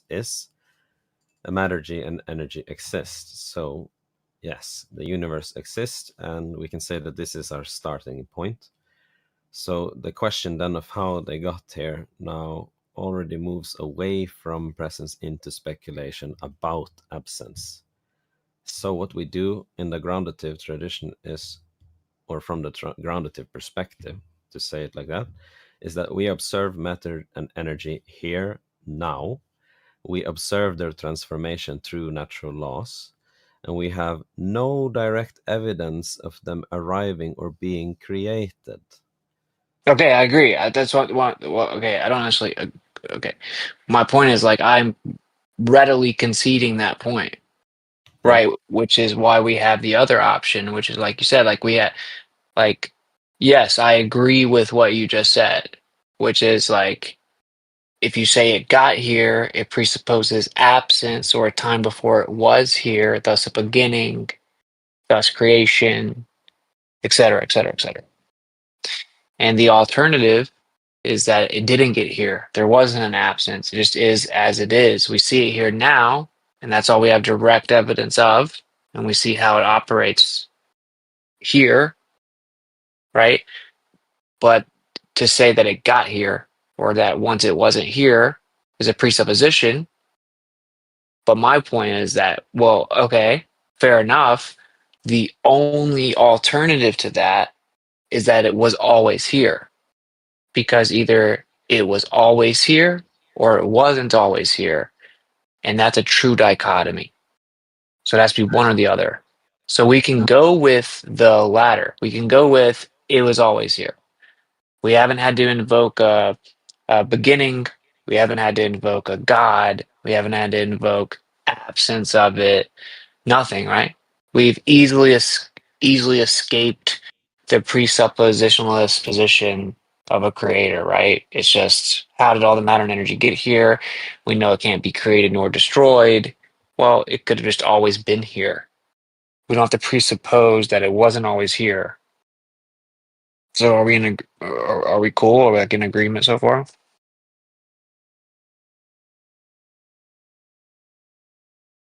Are you pausing, or because I was going to say something, but I mean it's not going to shift it too much. But unless you're ready to go.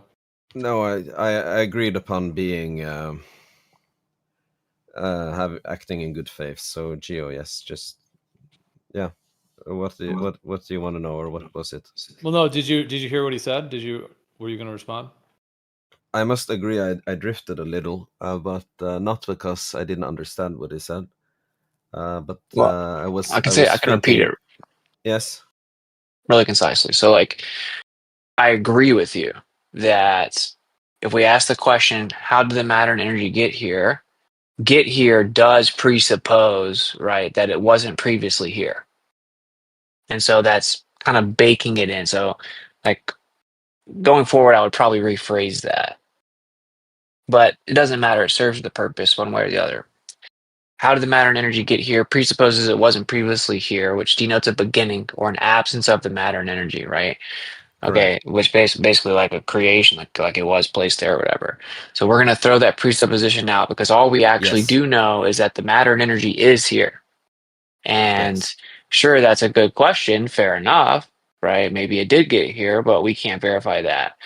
The other option is that it's always been here, right? Like it didn't get here. There was no absence, right? It is what it is, and it was what it was. It's just here.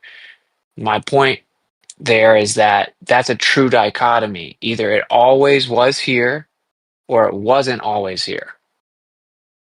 Like there's no other option. Like, do we agree with that?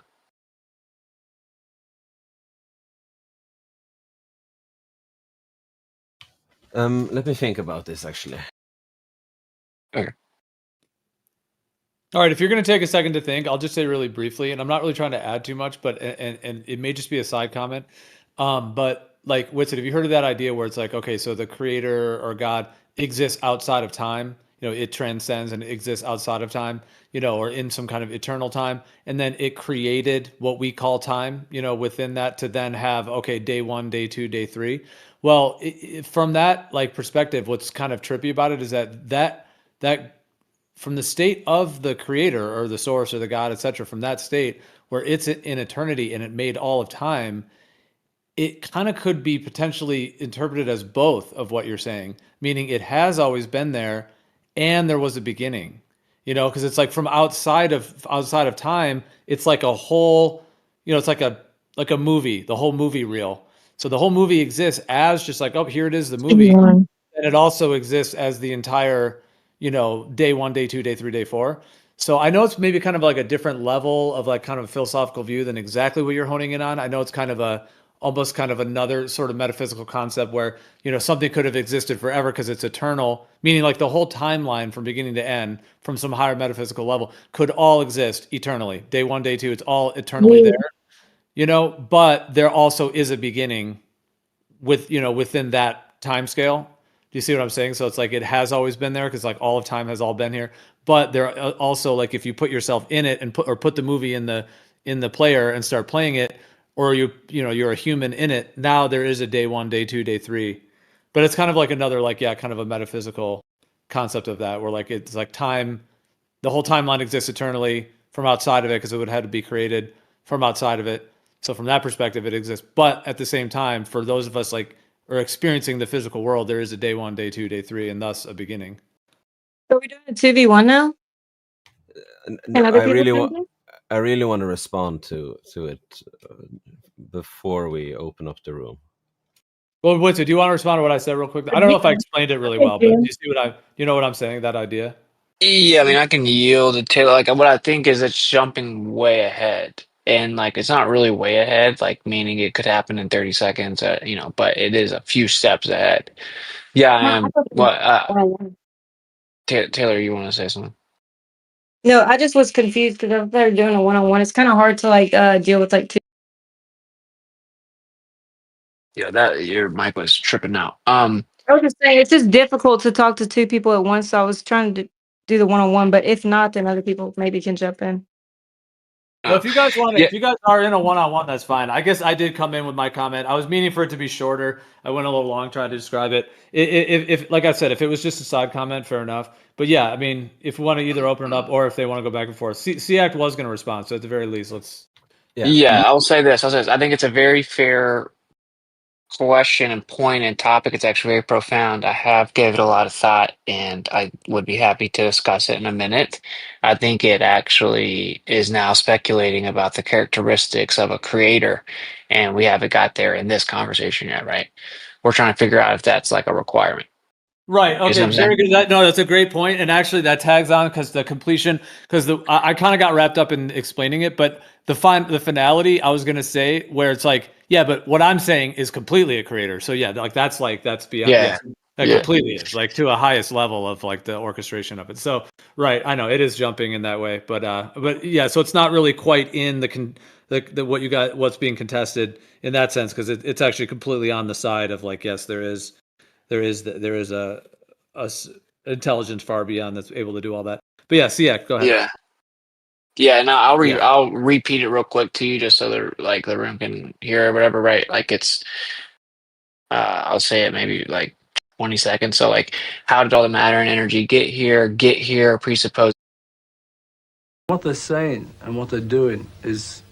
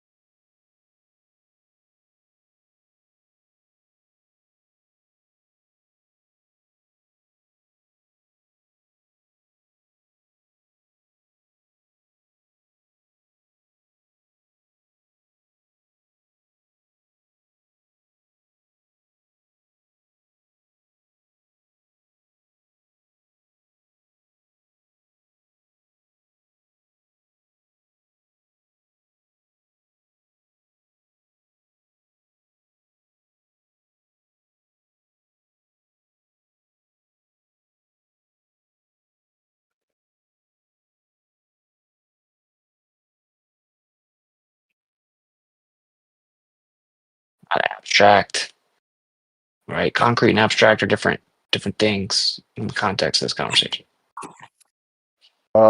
Maybe. You're saying something transcendent, something that transcends. Is that a word? Or transcendent to this realm, or to this Sure. to the physical world? Yeah, I mean That would that's be how the I would ab- always that's how that I would would be the obviously abstract. that's how I would obviously understand that, right? But yeah, I mean That would that's be how the I would ab- always the universe could be perpetual to escape this issue, right? Of beginning, no beginning. And now we've rendered one of them no longer viable, that being that it was always here or there was no beginning. So for one, this is kind of the conclusion. I step back and go back to that first question where we got into this last time. Not sure exactly how to take that, right? Like, because it either was all. Do I think that they are? Do you think there's a third? Well, I was going to ask if I could interject. I've been wanting to, but you got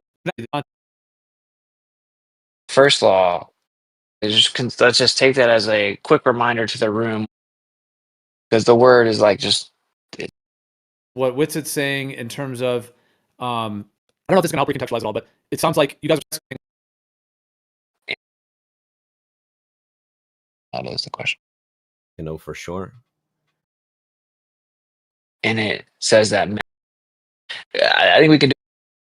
Could it be something else? Like if you guys both interpretation of a creator. I mean, it does. Ask you Witsit, like in terms of when you said there has to be a creator, what is the definition of creator, or could it be something else? Like if you guys both agree there's more, then does that more thing have to be a creator in specific, or could it be anything else? Oh, we got to get there. Because like yeah. Because the word is like just it's like specifically the word, right? And with law, what that is. Traditionist. So instead, simple mind that those two. I think that's your definition, and I think right, like I and the laws of nature are defines it as is because now I have to ask you. Yeah, what do you want to know, or what?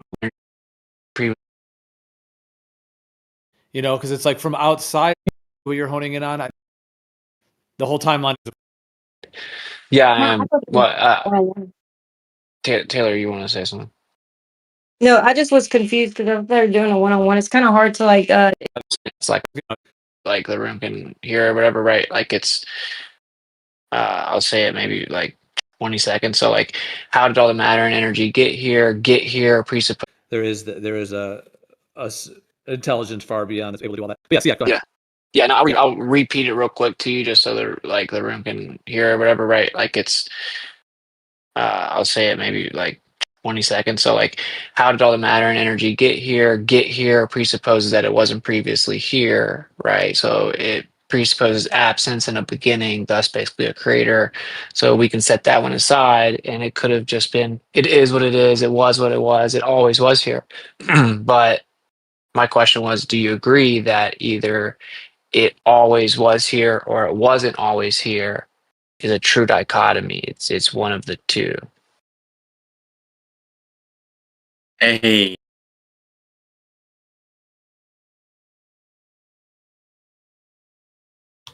Okay, so I'm glad you're conceding to that.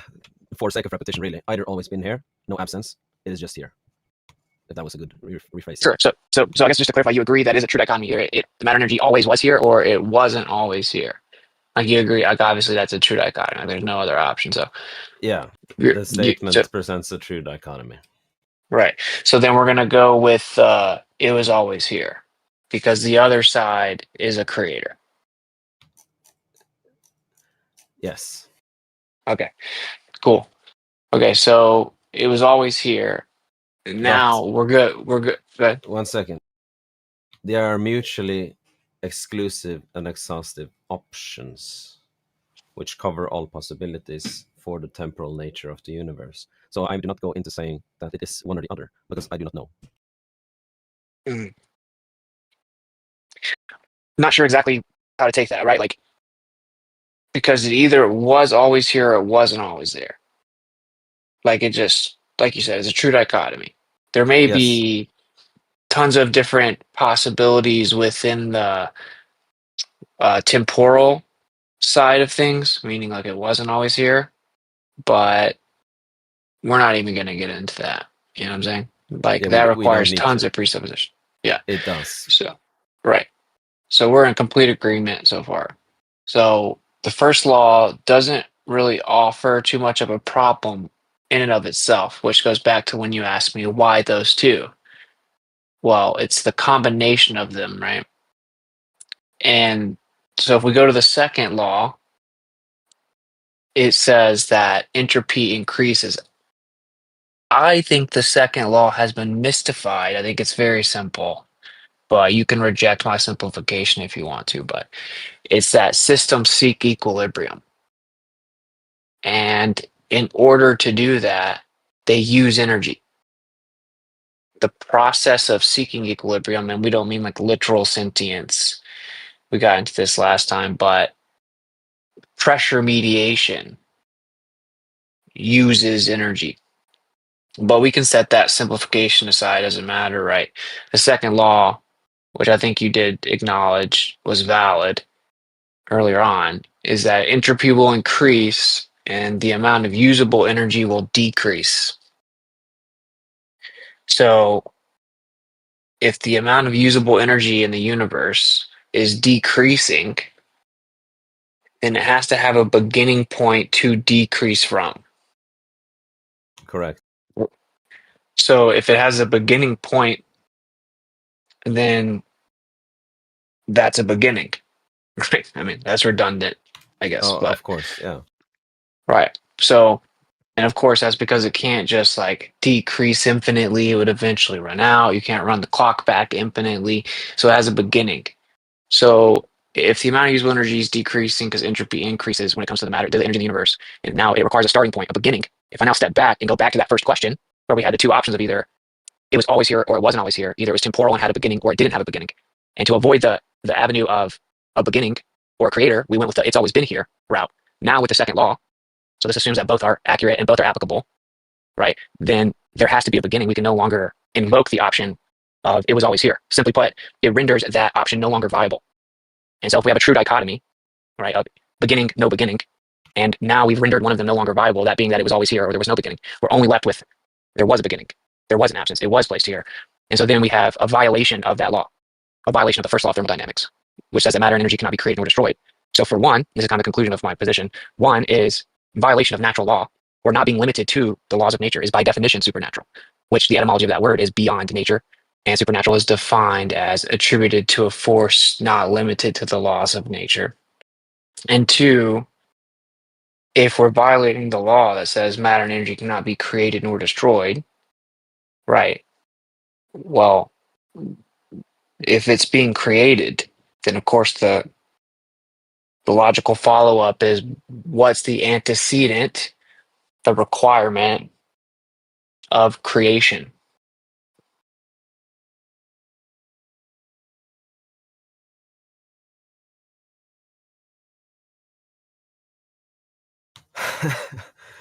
um, that's a lot. Where do I begin? Okay, so sounds like you agree. Okay, so first and foremost, you asserting that it's mystified.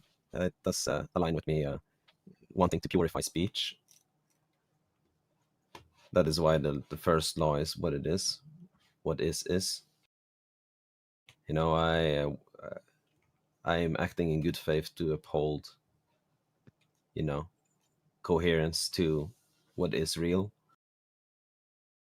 I tip my hat to that pursuit, by the way. Yeah, thank you. Mm-hmm. And I'm glad you recognize that and do. But the second law is a descriptive model of how energy disperses in isolated systems over time. But it does not and cannot dictate the ultimate origin or temporal nature of the universe as a whole. So we must here distinguish between observable patterns and the cosmological extrapolation. So the second law describes entropy increase within local systems based on that empirical evidence. So applying this law to the entire universe is speculative and not supported by direct presence. This is where modern cosmology explores models where the universe may be eternal, for example, cyclic or steady-state theories. And the second law remains consistent without implying a beginning. So the claim that the second law is violated without the beginning is erroneous, actually. The law itself emerges from statistical behavior of particles within the universe, not from a starting point, that being a cosmic starting point. So there is not really a grounding in the presence for the leap that there has to be a beginning. This now again is actually a presuppositional smuggling move of creation, because you ask for the antecedent, the requirement of creation, and this question itself again smuggles in an unverified assumption that creation occurred. So in my terms, we begin with what is, the universe exists, and we do not have the evidence of the creation event. So the burden of proof lies on you to do the demonstration that the universe had a beginning, which remains an open scientific question, not a settled fact, and also that this beginning requires an external cause, or in quotes, creator, that being a non sequitur, as even if there were a beginning, it could involve natural processes without supernatural invocation. So in my law of is, I affirm that reality is a self-existent. It does not require an antecedent for its existence. So to insist on the creation is to engage in abstraction without referential grounding. On my position of origin, we stand in observable fact that the universe is present and its patterns, like the second law, reflects its inherent coherence. So the question of origin is a legitimate scientific inquiry, not disputing that, but it must be pursued through evidence and presence, and not through the presupposition. So if you claim a beginning, then you must point to its referent, something that to date has not been achieved without recourse to belief. So my final invitation with it, because I think we are actually coming to an end, is that everything that I've written is an invitation to return to presence. I'm talking to you directly now, and really everyone in this room. I invite you all to abandon mystification of physical laws and instead join me in a direct engagement with what is. It would be much more fruitful moving forward to focus on understanding the universe through empirical observation and ontological honesty without smuggling in unverified creators. The second law describes, and it does not dictate, which you agree to. So reality is, and it does not require the creation. In summary, Witsit, your argument fails the test of referential integrity. The second law does not imply the beginning, and creation remains a presupposition without ground. I assert we stand in what is, and from here we should explore with courage and clarity. And that's it for my... that's all I have to say, really. And I would like to thank everyone for the excellent performance in giving and providing me and Witsit the ability to communicate, because I've actually been looking forward for this for a long time. I do apologize if I have been sort of poking at people here and there the year that you guys have known me, but I think it has turned out exactly how I desired it, really. So with that said, thank you all. You're welcome. Are you leaving? Yeah. Are you backing out? No, not backing out. I am definitely here if there is some after commentary that we can talk about. But I think Taylor, Witsit chill. agrees that we are coming to a conclusion. Would you not say? Yeah, I'm gonna respond, and then we could be done. Okay, so cool. Let's do that. Yes. All right. Do you want to do that right now? Yeah. Okay. I do think it is fitting that we've come full circle with consciousness. It's actually very cool how that happened, where with consciousness we were relying on the undeniable self-evident effects. And this is very similar because, for one, the second law is claimed, oftentimes said to apply to isolated systems. Those don't actually exist, though. Those are just idealized, right? And even like the word local system, well, as local meaning everywhere we have access to, and as far as that is. And of course, there are organizations that claim that that's really far away. Who cares? Anywhere we have access to, and there's no such thing as isolated systems. But what we know is that matter and energy in this natural world always adhere to these parameters. And when it comes to, I don't want to misuse the phrase, but if you could just say the phrase, something integrity. Can you just restate that? Something yes, I said that it fails the test of referential integrity. There you go. Yeah. Thank you. Referential integrity. So if you think about it, right, because you're basically saying we're statistically describing what is observed. So when it comes to, we are describing the effect, the way that these systems behave, these systems being all systems. And I agreed with that, and I still do. It is a description of it. But we're actually not going to the prescriptive component, because that would require us to answer the question, what is the cause of entropy? And I will readily tell you, brother, I do not know, and nobody here does. Well, it's a good thing. Exactly. We don't need to know, though. What we do know is that entropy increases and the amount of usable energy decreases, and this governs the matter and energy here in the physical world, and that is what comprises the physical universe. And so the amount of usable energy will decrease. And the fact that it's decreasing, and to say that it would happen for all constituent parts of the universe, but not the universe as a whole, is logically contradictory, right? It doesn't magically change once we just say the universe as a whole, because all constituent parts are matter and energy governed by these parameters. The amount of usable energy will decrease, meaning it has a beginning point. And as we went through pretty precisely, if there's a beginning point, right, then we can't say it was always here. We can't say the matter and energy was always here because it has a beginning point. And one thing you said was, well, what is the antecedent to creation?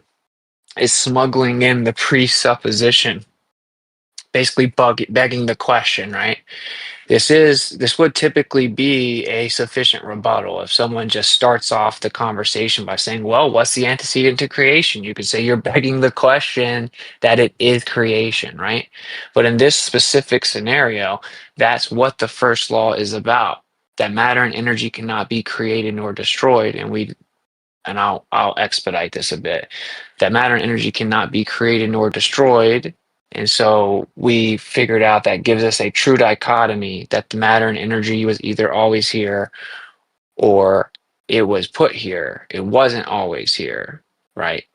And if it was not always here, then it was put here violating the first law, which is specifically about the creation of matter and energy. And so the word creation is not being thrown around based on some spiritual or religious presupposition or bias. It is strictly discussing the creation of matter and energy, which just so happens to comprise all of the physical, quote unquote, universe. And so when we actually properly apply these two, I'm almost done.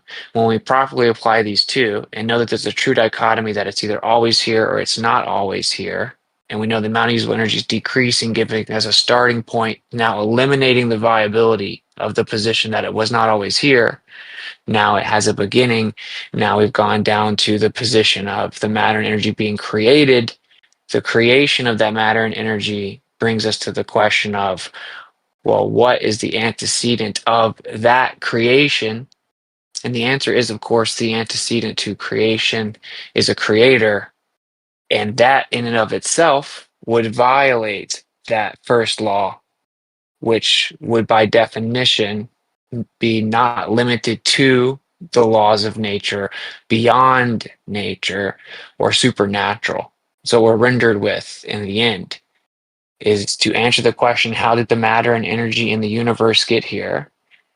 You must answer it with a supernatural creator.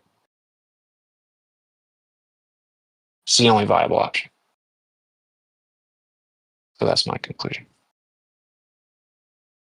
And I will say I do appreciate the respectful and refreshing and enlightening, even edifying back and forth.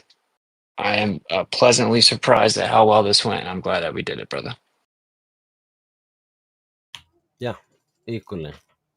This is really how it is done. I think y'all did great. Nice. Yeah, I was definitely impressed by both of you, to be honest, man. That was good. That was a good listen. I want to gratify you with it by the recognitions you provide here, by you saying that there is no such things as isolated systems. Undermines the very misuse of the second law to argue for cosmic beginnings. And your admittance of that we do not know what causes entropy really returns the discussion to honest epistemic humility. So the presuppositional demand for the creator or a creator has been shown to lack referential grounding by so doing. The victory now of the referential integrity that you likened or pointed to really comes from your appreciation for this principle, or your appreciation for the principle really indicate a movement toward presence-based discourse, which is so much needed in our world right now. And we have demonstrated that language must really touch what is actual and not drift into abstraction. And also, we have established, this is a huge thing, we have established the primacy of consciousness, and that is really coming to your concession that consciousness wasn't smuggled. Acknowledge the fundamental fact of presence. This is very important. Consciousness now stands as an undeniable ground of all inquiry. So my position that I've developed really is now firm. Reality is self-existent. What is. Natural laws describe and they do not govern or prove. And the universe require no external explanation to be real. So we can have a final declaration and say that we really we part having restored the ground really of discussion to what is evident. This conversation began with ungrounded invocations and concludes with mutual recognition and presence, which is just amazing. Not I to want to win say the one. argument, but to return to reality.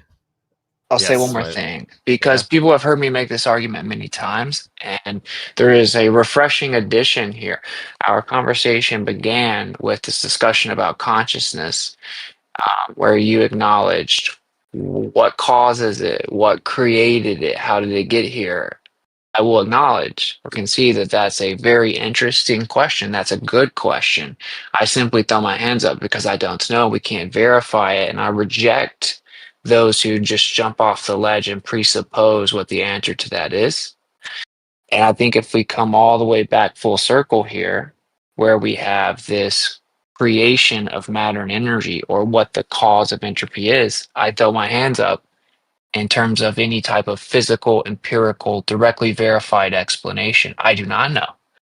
And what we are rendered with at the end of this assessment, proper application of the first and second law to the natural world or to the universe, is simply that that process of creation must have occurred due to the elimination of the ostensible viability of the idea that the matter and energy was always here. And the specifics of the cause, right, as to the specific characteristics or causal mechanisms, is not proven by this argument at all. It is simply shown that that question exists and it must have an answer. And within whatever that answer is, it must fit within the parameters of external supernatural, meaning not limited to those natural laws and the antecedent of the creation of the matter energy creator, external supernatural creator. And just like consciousness, what's the cause? How did it get here? You say, good question, but I can't verify it. I'll say here with strictly these parameters, what is that supernatural creative force that's not limited to the laws of nature and is external? Great question. Within this natural empirical argument, we cannot verify the specifics of it. We can only acknowledge, or we have to acknowledge, that it was in fact external supernatural creative force as the prerequisite, right? And so I guess to surmise that, it is actually it's an unplanned, very beautiful parallel here from the beginning of the conversation to the end that seemed to start out very pedantic, but ended up being very fruitful, where it is a very beautiful overlap of the initial conversation we had of consciousness. and we're set over here. And dare I say, as the final statement, there may be a much more intimate relationship between these two, being the external supernatural creative force and consciousness, than meets the eye. Well, I want to until we say do know. from earlier. Can I just say Yes, 1 Taylor. sentence? 1 sentence. Just that while the law of entropy applies to closed systems, the law of usable energy always decreasing, that applies to both open and closed. That would apply universally. Isolated systems are just idealized, right? And